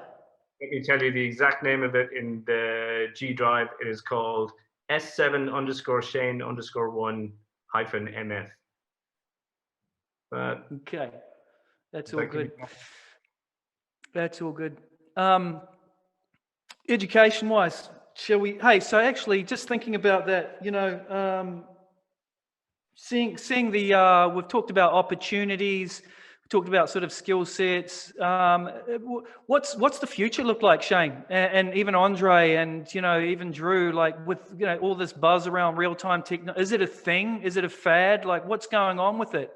Every day all I hear is unreal, unreal, unreal. Everybody wants to jump on it. It's pretty amazing.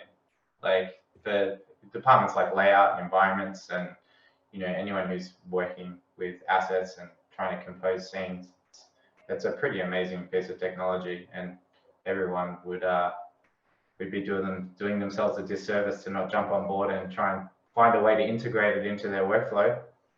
So has it been implemented at all at Method Studio, Drew? Like, have you guys started using that? Not in an official capacity. I know there's definitely been testing and evaluation on certain shows as a demo for the technology. Nothing, you know, nothing fully realized or used in production to the extent of, say, Mandalorian or anything like that. But it's everyone's looking at it. It's like the buzzword, Yeah. So do you personally think it's a fad, or is it here to stay? I think it's here to stay for sure. I think it's probably a couple of years off everyone adapting it and making it useful in their facilities. There's going to be, I mean, it's applicable to so many different parts of a VFX pipeline, and like architecture, like the possibilities are endless, right? You throw VR in the mix and all of a sudden people have got opportunities to present their designs and an immersive experience for people that they haven't, had before. But just in terms of the thing that interests me most about it is having that visual feedback live in the viewport, what that stuff's going to look like, as an end product, or at least close to that. It just leads to better artistic decision making.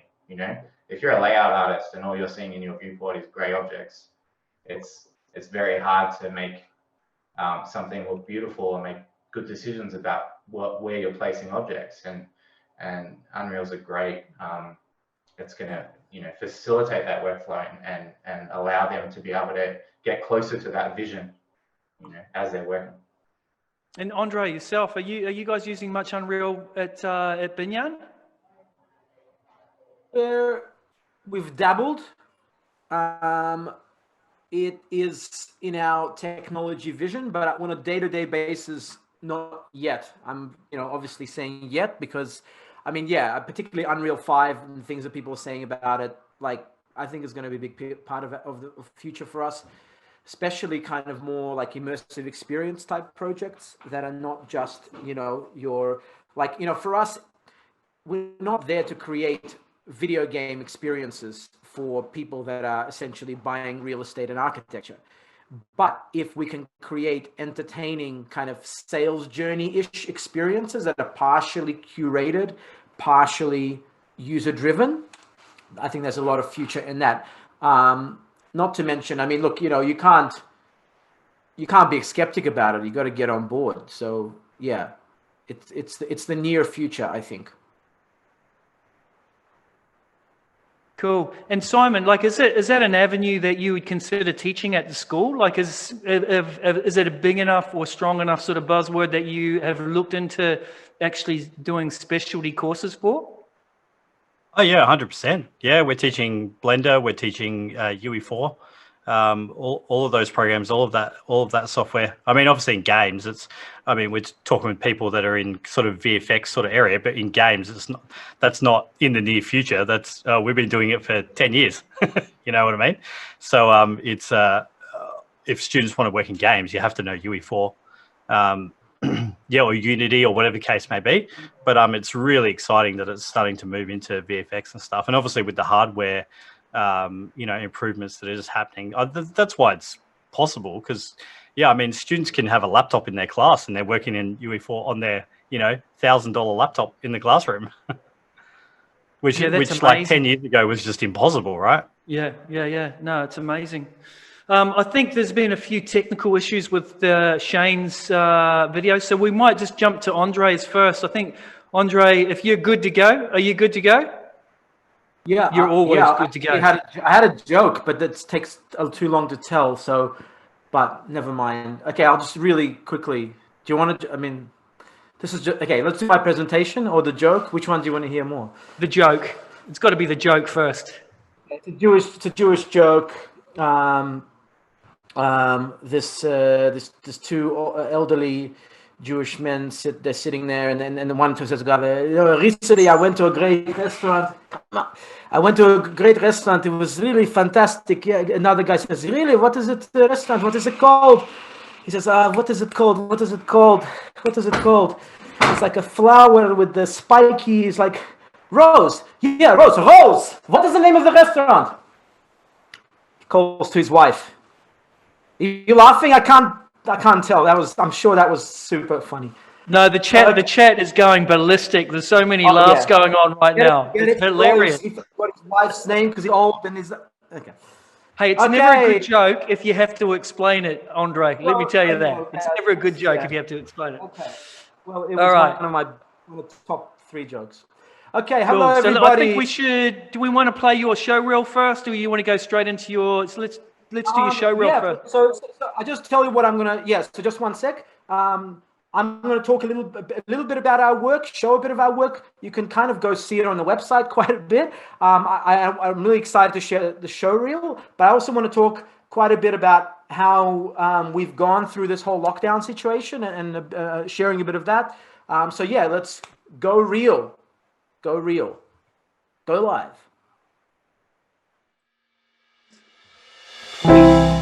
People say home is where the heart is. And we at BINYAN don't disagree. But for us, home is where a few more things are too. Home is where the critical thinkers are. It's where the storytellers are, the modelers, the artists, the leaders in immersive technology. Home is where you become a partner with clients, with agencies, with architects, and with each other to help them succeed no matter the distance. Home is where you inspire and can be inspired. It's where your team is as diverse as your portfolio. Home is for the limitless. It's for being a mensch. It's for leading the conversation. And home, built on the cornerstone of detail and atmosphere, is not just in Melbourne, Sydney, Brisbane, New York, or London. Home is global. It has local knowledge, too. Our home was created in 2007 with origins in creative innovation. Welcome to BINYAN.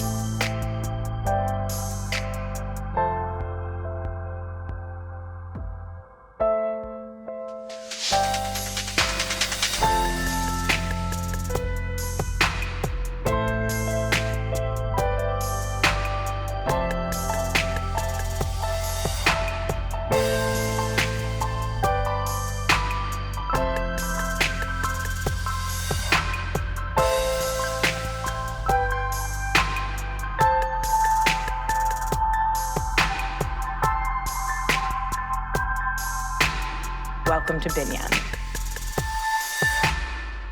And welcome home.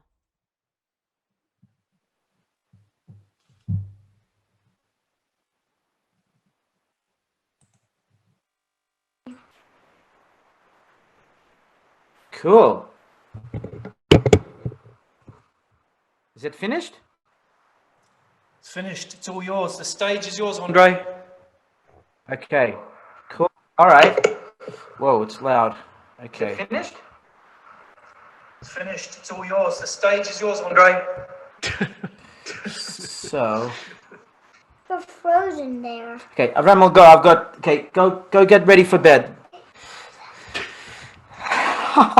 Children are so adorable, and you can't be mean to them on screen, right? I'm a really, really, really great parent and husband. And only a little bit. Bye. Okay, so I wanted to just look. I hope you can see in that reel that we're doing.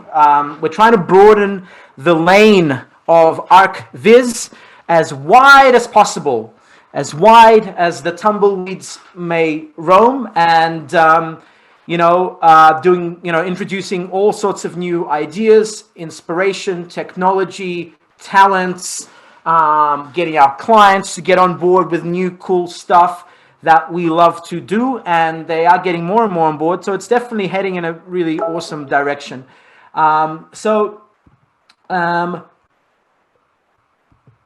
gone. Is my sound gone?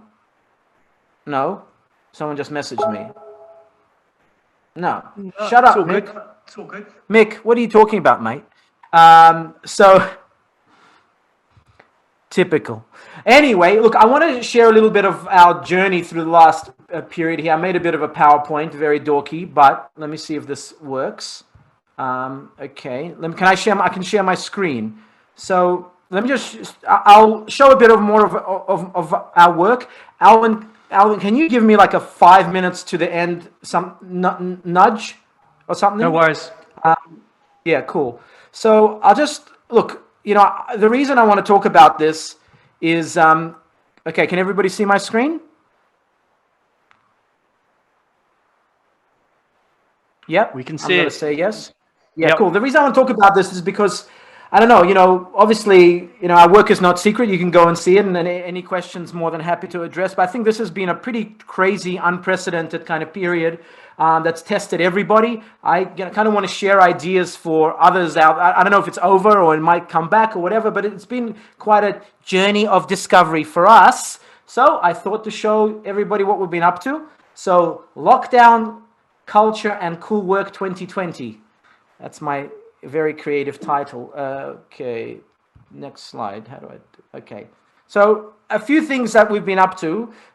So of course, COVID came in. We all rushed home. Our incredible technology and IT team somehow got everybody operational from home via a combination of TeamViewer, via some super high spec machines for our animators to be able to view files in real time without lag. It was like an insane IT project, but we got it done within a matter of days, which was incredible. So soon enough, this was how we were looking. So this is I thought this is a cute photo of our dearest Chase Brown. They're very serious. I think this is a photo that sums up our attitude. Very serious. We're all business. We're wearing bow ties. But as you can see, he's wearing pink socks, no pants. Well, I don't know, those look like boxer shorts or something. And I quite like what he's got there on the screen as he's to do this super serious things. Number one, make renders. Number two, make them better, more quality and stuff. Underlined for importance, and buy more pink socks. So that was kind of, trying to keep the mindset of very serious, but let's have fun with it. So this was some of the we all transitioned to working from home. There's some of the team there doing what they do. As you can see, amazing how the work gets done while people are exercising and using the latest robotics. Keith has gone completely mad and now lives in a forest as a hermit, just a few blocks away from me. So sometimes I drag him out into the street, and when people don't shriek in horror, we go for a walk from time to time together. Here's some more, of course, Dua there, top right, very, very busy. That chat is going off on her screen there. And yeah, got a lot of, Adrian's certainly got his sugar rush going there. Very cute.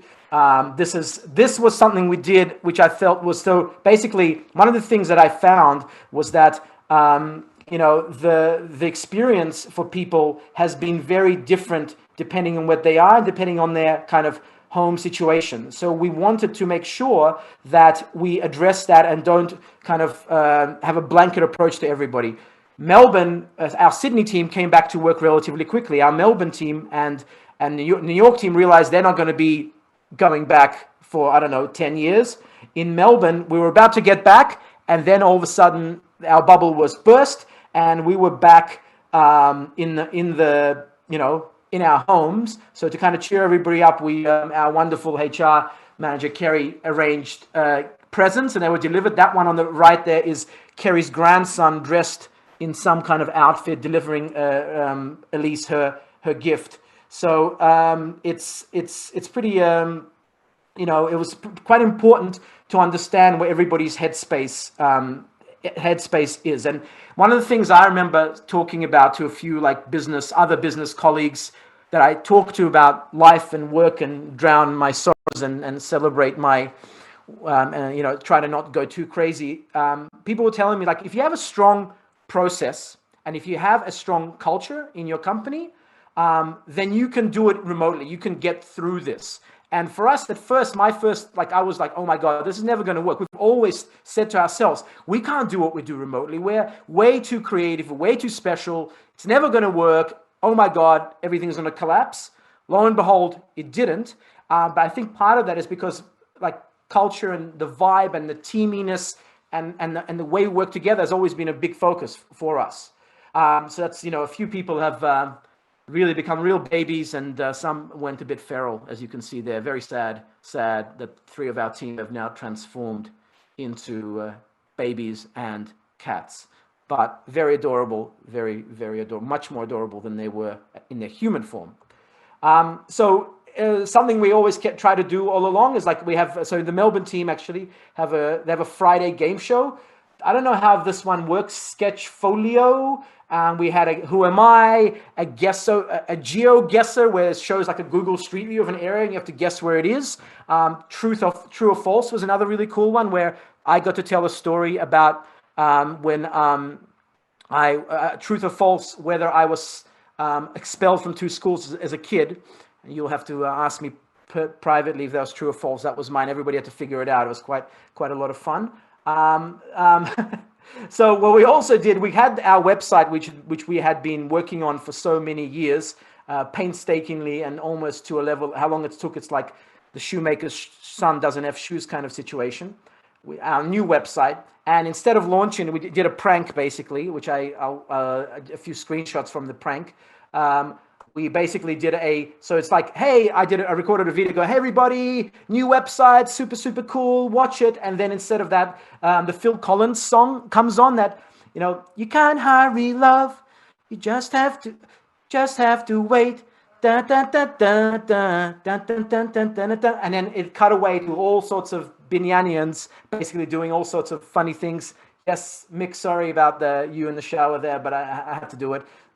Dua, rocking and rolling, my 2 kids there on the bottom right, as in Phil Collins' outfit, Daniel going crazy, Phil, Elise, there's my kids again, and big Chris W on the couch, rocking and a rolling. So that was, you know, trying to keep things, like, you have to compensate for everybody, because you can imagine people's psychological state, depending on so many things, depending on their financial situation, depending on their home situation, their kid situation, so many things that are going on in people's lives. Like, they have lost that sense of community that oftentimes comes from work. So we've kind of worked our little butts off to try to make sure we can you know, have it there for everybody, and looking at it on a very individual basis. Not everyone's the same. Something that cheers up a person in Sydney might not work in Melbourne, might not work for someone who's got more kids, less kids, partner working at home, you know, all sorts of nuttiness that you have to be aware of. So it's been a kind of a cool surprise that it's been, you know, it's been okay. Now, another thing that we did, you know, the personal connection, particularly from me. I'm, you know, the founder and CEO of BINYAN. Sorry, I didn't even, I guess I didn't earlier introduce, but, you know, I felt that I kind of want to make sure I'm in touch. Typically what I do is I travel around the offices. I have coffees with people. I've been doing that every week, a few coffees via Zoom. But another thing I did, I started making vlogs. Every Friday I do a vlog. These vlogs can run from like 3 to 7 minutes. And they're basically me sitting in this room, making a complete fool of myself while giving an update to the team about what's going on. So I've done about 23 of these already. And I'm not counting, but, you know, I think it's 23. So I've got one running with a baseball bat in my dressing gown down the road on the top left. Literally, that got a lot of views. That was fun. I've got one on the top right. I'm eating a piece of schnitzel. So that was the schnitzel edition. I've got the Blair Witch Project on the left there. That was pretty cool. A lot of playing saxophone. As you can see my sax over there. It's something I started to do. I haven't played for 20 years, but I've retaken it up, got a teacher, and I'm playing every day. My kids feature a lot. Typically, I'm making a stupid face. I did a bit of a book tour, a bit of a review of the books I'm reading, more saxophone, a tour of my garage, which I thought was really, really fun. And my son whipped my backside in table tennis at the same time. A little tour of my local Jewish suburb here in Melbourne, where I buy my schnitzel. So it's really about schnitzel and saxophone, and then of course lots of dancing. I'm a terrible dancer, even worse than telling jokes. But there's my wife and I dancing while I talk the guys through my record collection. And kids again. There's my little one there. That and it's been. I'm told it's been well received. Part of it, I mean, kind of fun, but again, the human connection, keeping that going and keeping that strong is super, super important. How am I doing, Alwyn? How am I doing for time, man? Like, where am I? Am I racing through it? I was just actually messaging you. You got 8 minutes, so I don't know how many more videos you got to play, but maybe you should move on to them. I'll show one more video. Well, I don't know. Let me one last thing, and then we'll look at some of the work. The videos aren't long anyway, so I think I'm good. So the other thing that I felt that's important for the team, and I would encourage everybody to do with your teams, if you have, is to be open and honest about what's happening in the business. So one of the things we did, we actually gave a monthly financial how the business is going update, because everybody can imagine, everybody's worried. What's going on? What's going to happen? I've blurred out, obviously, some of the sensitive business information that I only showed to like 100 people every month. But kind of financial update. How are things going? What is our view? What's going to happen next? Trying to reassure people. We even did these bars, like how a business is going from month to month, before and after, what happens next? Making sure people feel part of the journey and being real with people. That's, you can tell people bad news, they'll take it much better than BSing and covering behind, wishful thinking. So that was something that I felt very strongly about doing, kind of radical transparency. That's kind of the PowerPoint. Buy that some of the other guys working from home. Check out our new website. You see a lot of the work is new because we hadn't posted it for like years, but it's pretty awesome. Now, I think let's play an example. Well, that middle project there is called Bennett's Lane, and I'd like to play Bennett's Lane and then Carver's Reach, the longer version, please, if we have time. So, Maestro, I'll stop. Do you need me to stop sharing my screen, Alan? No, they'll take over. Or they should be able to. Yeah, stop sharing anyway, but I think they'll take over. Okay, that's how you find me or reach me, obviously. Let me stop sharing. Let's play Bennett's Lane.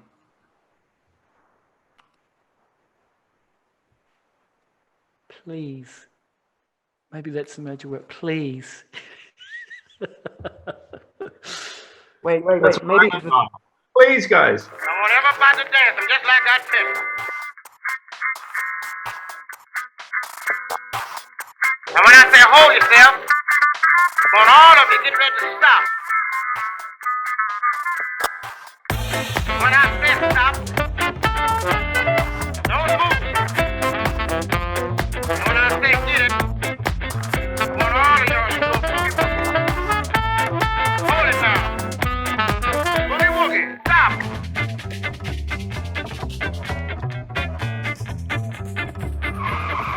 Boogie woogie.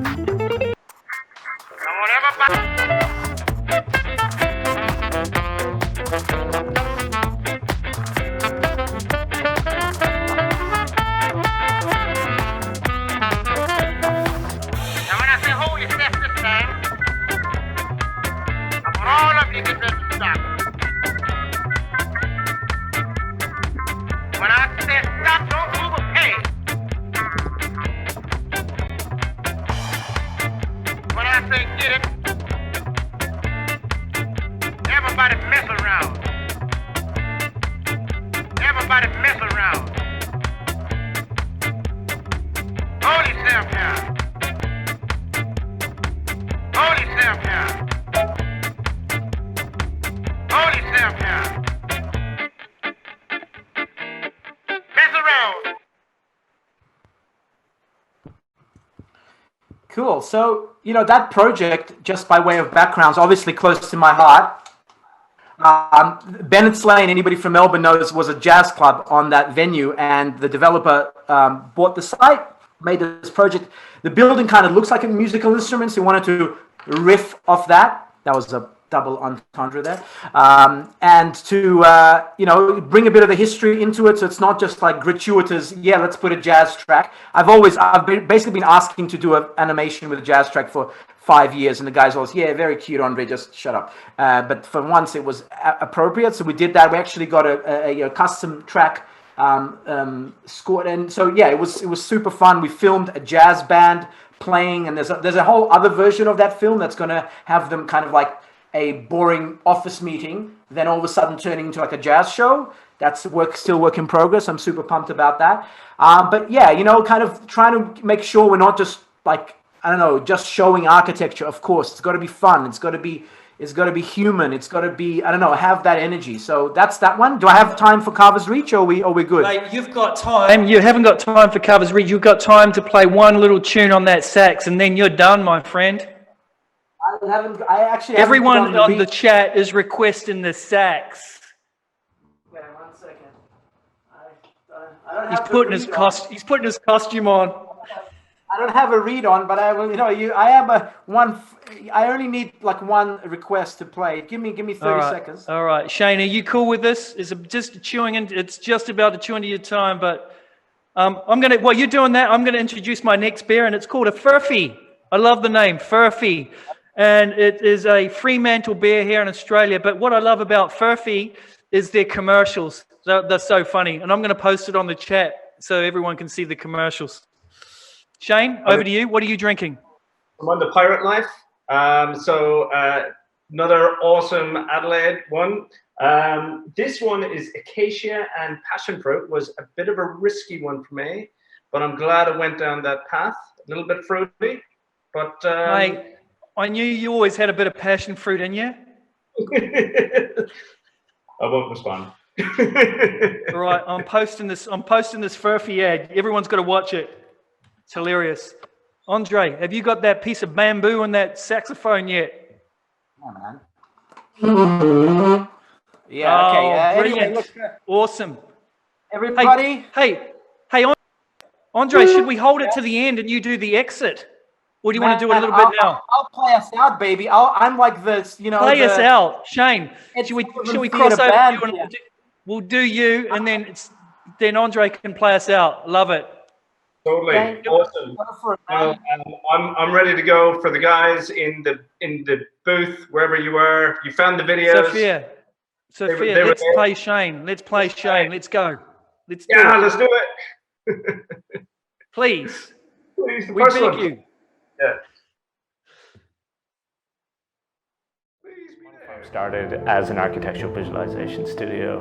What sort of came out of that is clients outside of property started asking us if we could do this and do that. And we really enjoyed rising up to those challenges. And so we've dealt with clients from retail, from tourism, from education. If it hasn't been built yet, and if it hasn't been created yet, that's our client.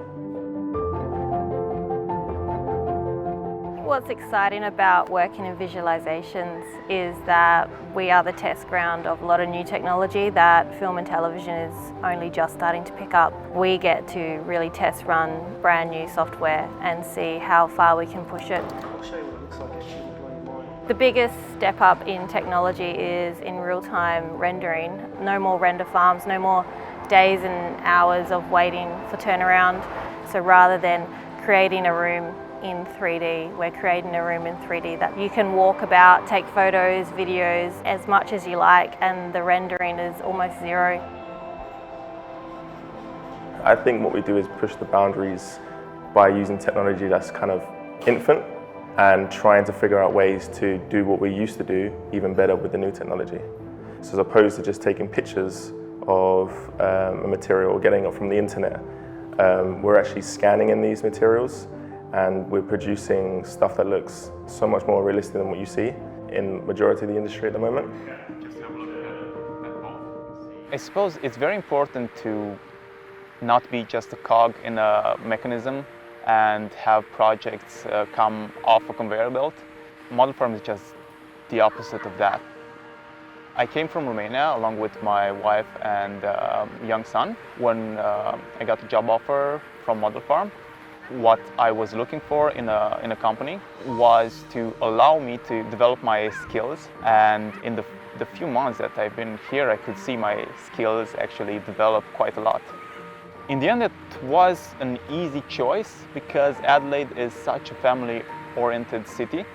It offers possibilities to lead a life the way you want to lead it.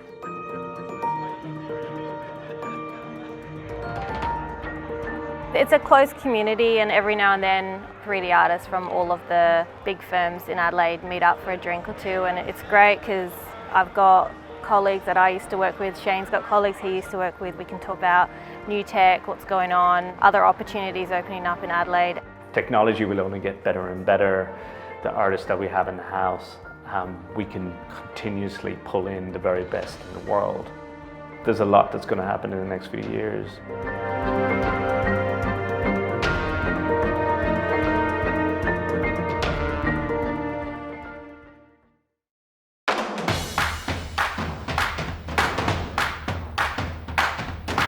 Hi, I'm Julian.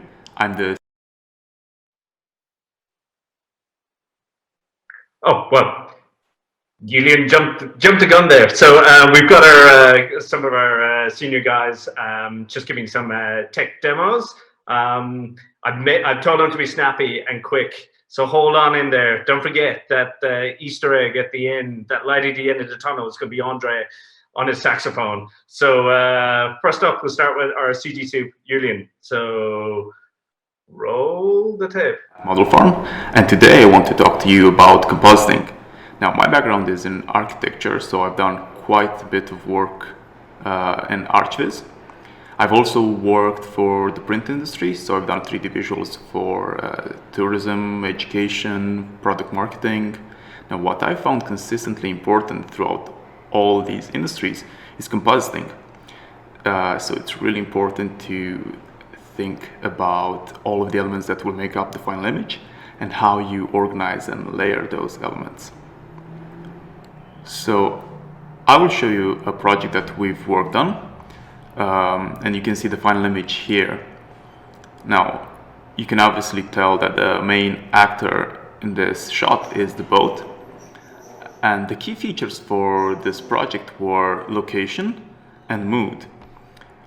So the best way I found to go about these kind of projects is to start from an image and work the 3D elements into that. And this frees you up to really think about composition from the start and get those key features, make sure to get those key features in the final shot as well. So this is using a backplate, which is this.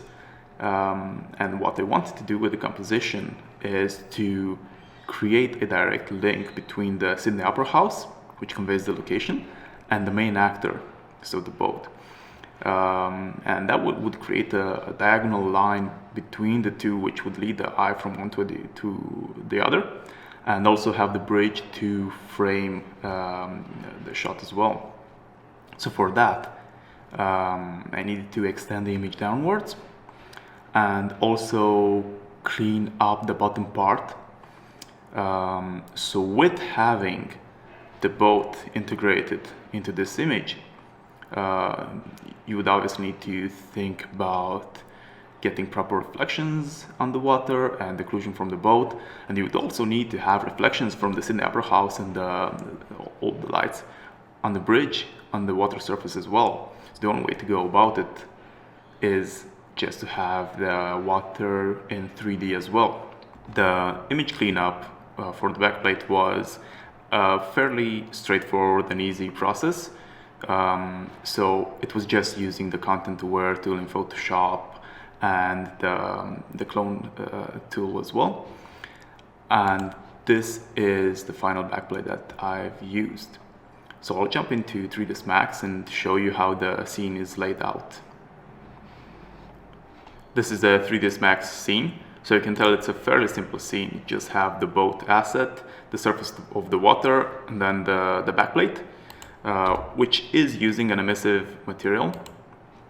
So you will need to have emit light checked. Now I know that will cause a bit of a hit on render times, but especially for projects that are an outdoor scene, this will be worthwhile because it allows you to have proper reflections and have the boat properly, or the 3D assets properly integrated with the backplate. Now the lighting of the scene is fairly simple as well. It's just using a color in the environment slot, so there's no need for a HDRI, simply because we don't really need to add a lot more detail in the reflections, because the image is going to have enough detail just from the backplate. There are a few extra lights in the scene. So you do have I've added a blue light in the upper left corner, and then a warm and a cold light to the right as well. And these help paint a picture of a larger environment, so you would get an idea of the context. So you might have something like, you might have the moon shining here, or you might imagine a very bright firework casting light on the left, just giving this rain light. Which also is in part from the lights on the bridge. And then you have a warm light on the right hand side, which you can imagine is coming from a boat on the right, or from something that's casting a warm light from there. Getting back to 3ds Max, if we look at our emissive material, you might have noticed that the backplate, the image that we're using, has an HDR extension. But we started off with a JPEG. So if you only have a JPEG to start with, and you do not have an HDR image, there is a way to emulate that inside of Photoshop. So what you want to do is just add an exposure, and you would increase the gamma correction. This is going to add some contrast to the image and make the highlights a lot brighter. You will start to lose some detail, so you might compensate with using an offset with a negative value. And if you increase the exposure, you start to see the effect that has. And if you scrub through the exposure, you can tell that has some degree of a dynamic range now. And you will basically get more light cast from the lights on the bridge and the fireworks. You will probably want to add a slight desaturation as well, because while increasing the contrast, that will bring in more saturated colors. You do need to set the image mode to 32 bits per channel in order to store the HDR data, and then just simply save with an HDR or EXR extension, whichever you prefer, and simply bring it into 3ds Max. That's my tip for you guys. So it's basically a different way of thinking about compositing, or rather not having to worry about doing the compositing work in post, but integrating the use of backplates throughout your whole workflow.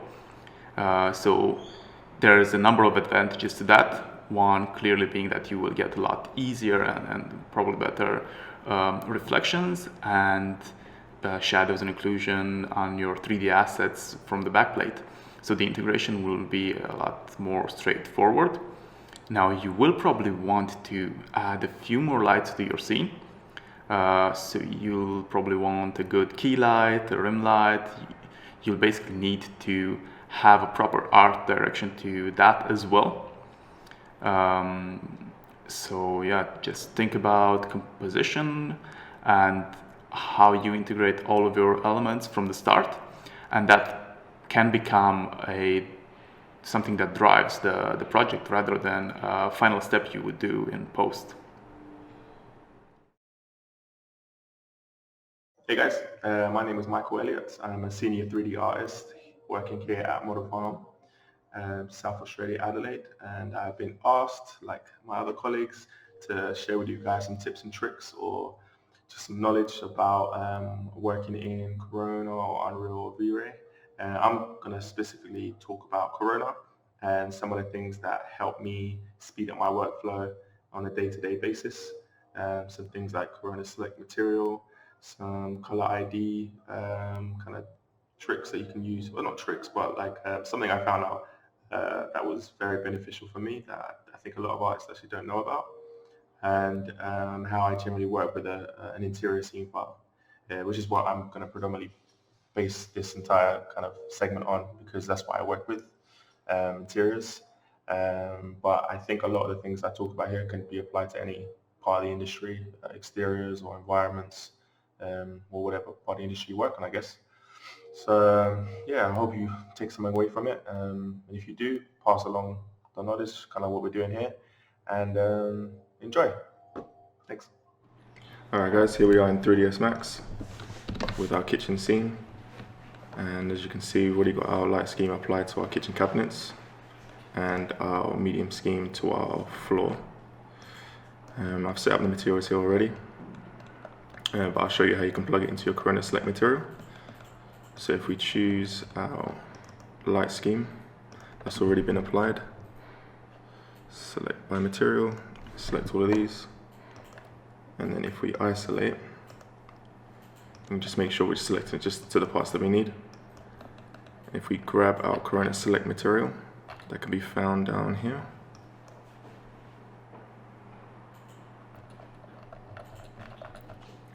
Here it is. If you grab this and double click on it, by default you'll be given 2 material counts, but if you type that up to 3 and begin plugging in your variation of materials. So I'll start with light, continue with medium and dark. If we now use this material for our cabinets, and we'll do the same thing for our floor as well. If you remove these, plug in our light, medium, and dark.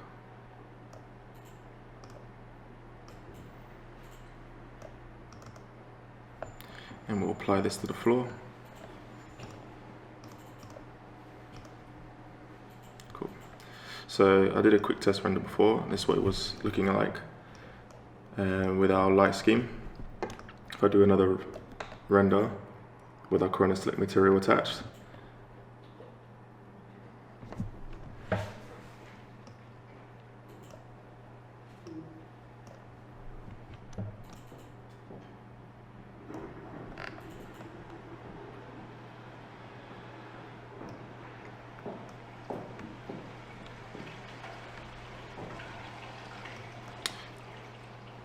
okay, so that's for the floor, which I'll just rename here, and our kitchen cabinets.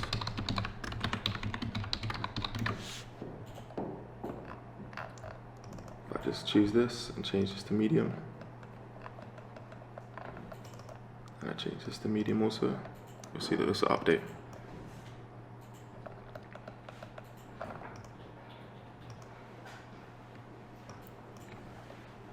And if you want to do the same thing with light, what it is again is another click of the button right here.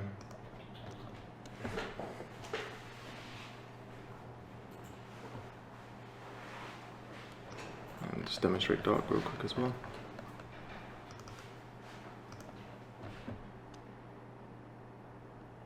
And there we go. So that's how you can quickly apply a variation of materials by just plugging them into one material and choosing them from the counts that are located just here. So yeah, I hope that helped. Thanks for watching. See you guys later.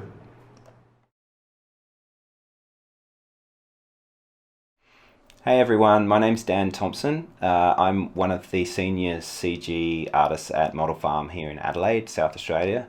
And I was asked by my supervisor to show some tips, maybe a tech demo on something that I thought you guys might find interesting.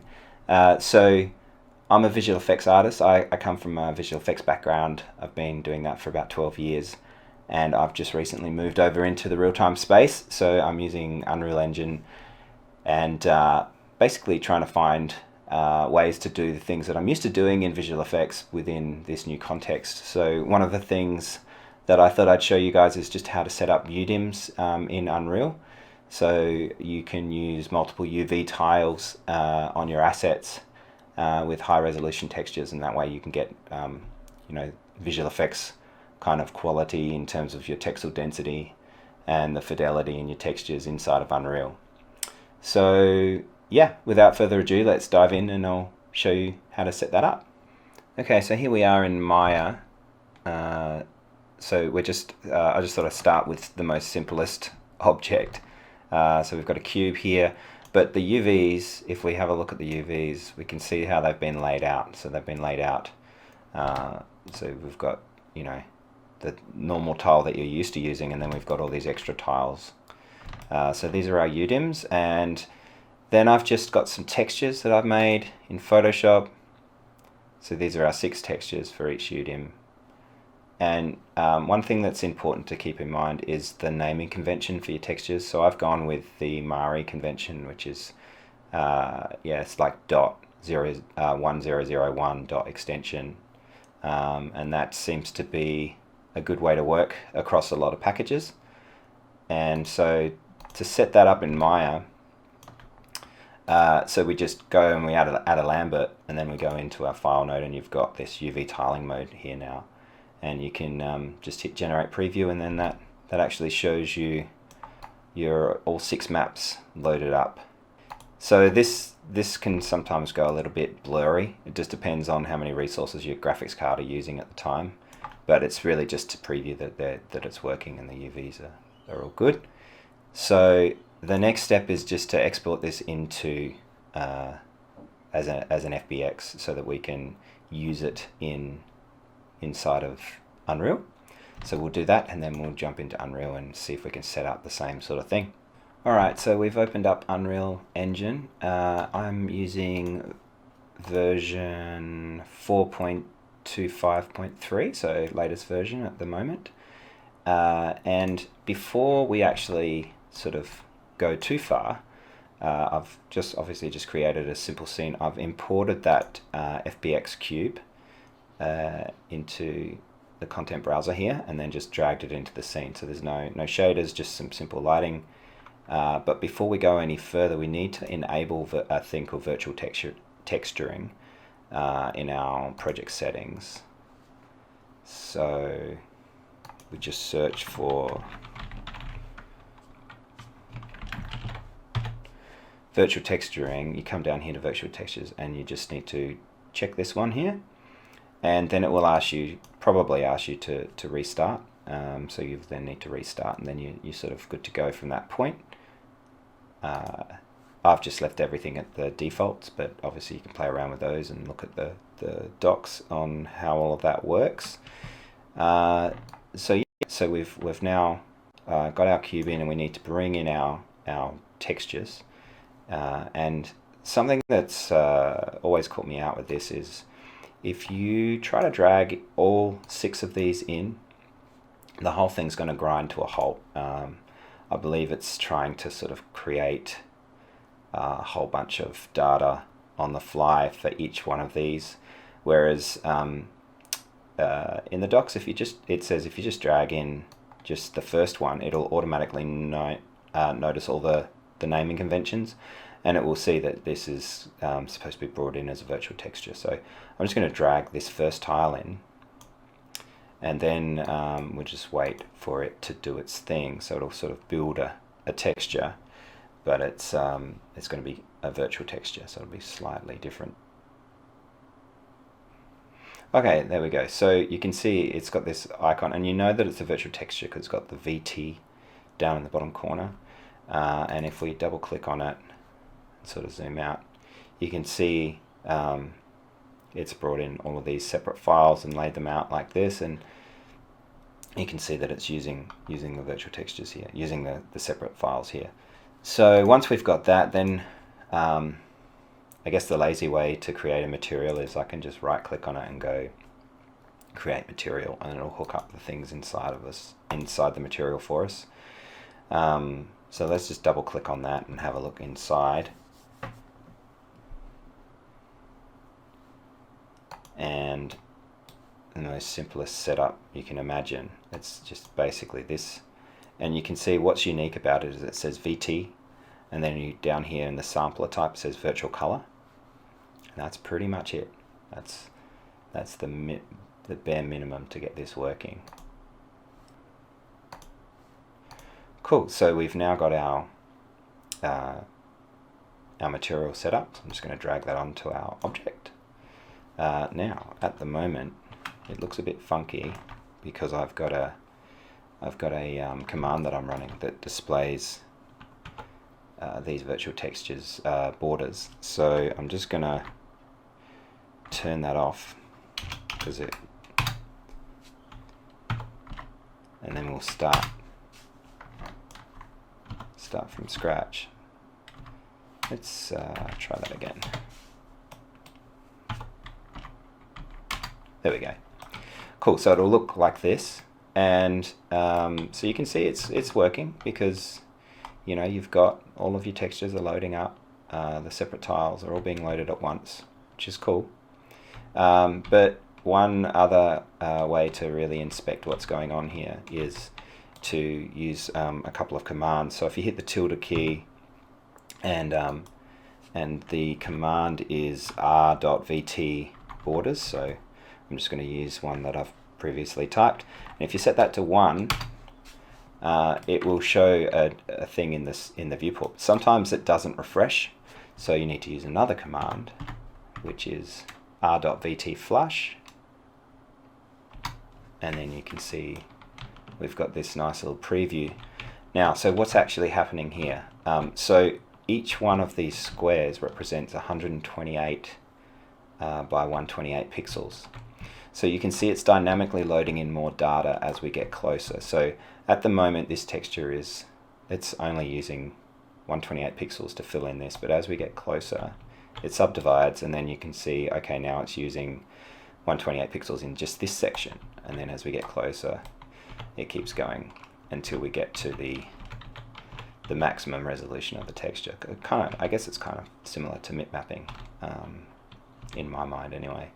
So that's cool to see that that's working, and so we know that we're actually getting our maximum resolution of our 8K texture map on this face here, which is really, really cool. And that means that we can, in theory, load in assets that have been developed for film and visual effects that have got huge amounts of UV space laid out for their textures to load. Now I have to be honest, I haven't yet flexed how many UDIMs are actually supported for Unreal, but I would assume that you could load a fair bit. I know I've seen in visual effects assets there's sometimes hundreds. So yeah, it'd be interesting to see how far you can push it, but at least for the moment, it's nice to know that we're loading 6 8K textures on this cube. And I do believe there is one limitation, which is I think 8K is the maximum per texture. So I guess you need to keep that in mind when you're laying out your UDIMs for Unreal. Yeah, I guess if you need more texel density out of it, then you need to give yourself more tiles and spread out over a larger space. But yeah, so this is pretty much all you need to do to set it up. And yeah, again, if you want to disable that, you can just hit the tilde key and set borders to 0, and just do the flush thing again so that it's all clean. And then we're all good to go. Cool. So that's pretty much it. I hope you guys enjoyed it. I hope you got something out of it. And yeah, thanks for watching. See ya. Let's fade out. Hey, Andrei, let's play the sax. I've got a couple of announcements. Thanks everybody for being on today. Ronaldo, you look amazing. I know your show's going to be amazing after us. Couple of announcements. I feel like I'm a DJ right now. Show 7 prize winners. We've got Hung Woo Song from Australia, who won the raffle, and also got Ivor PC, who won the merch. Guys, thank you very much.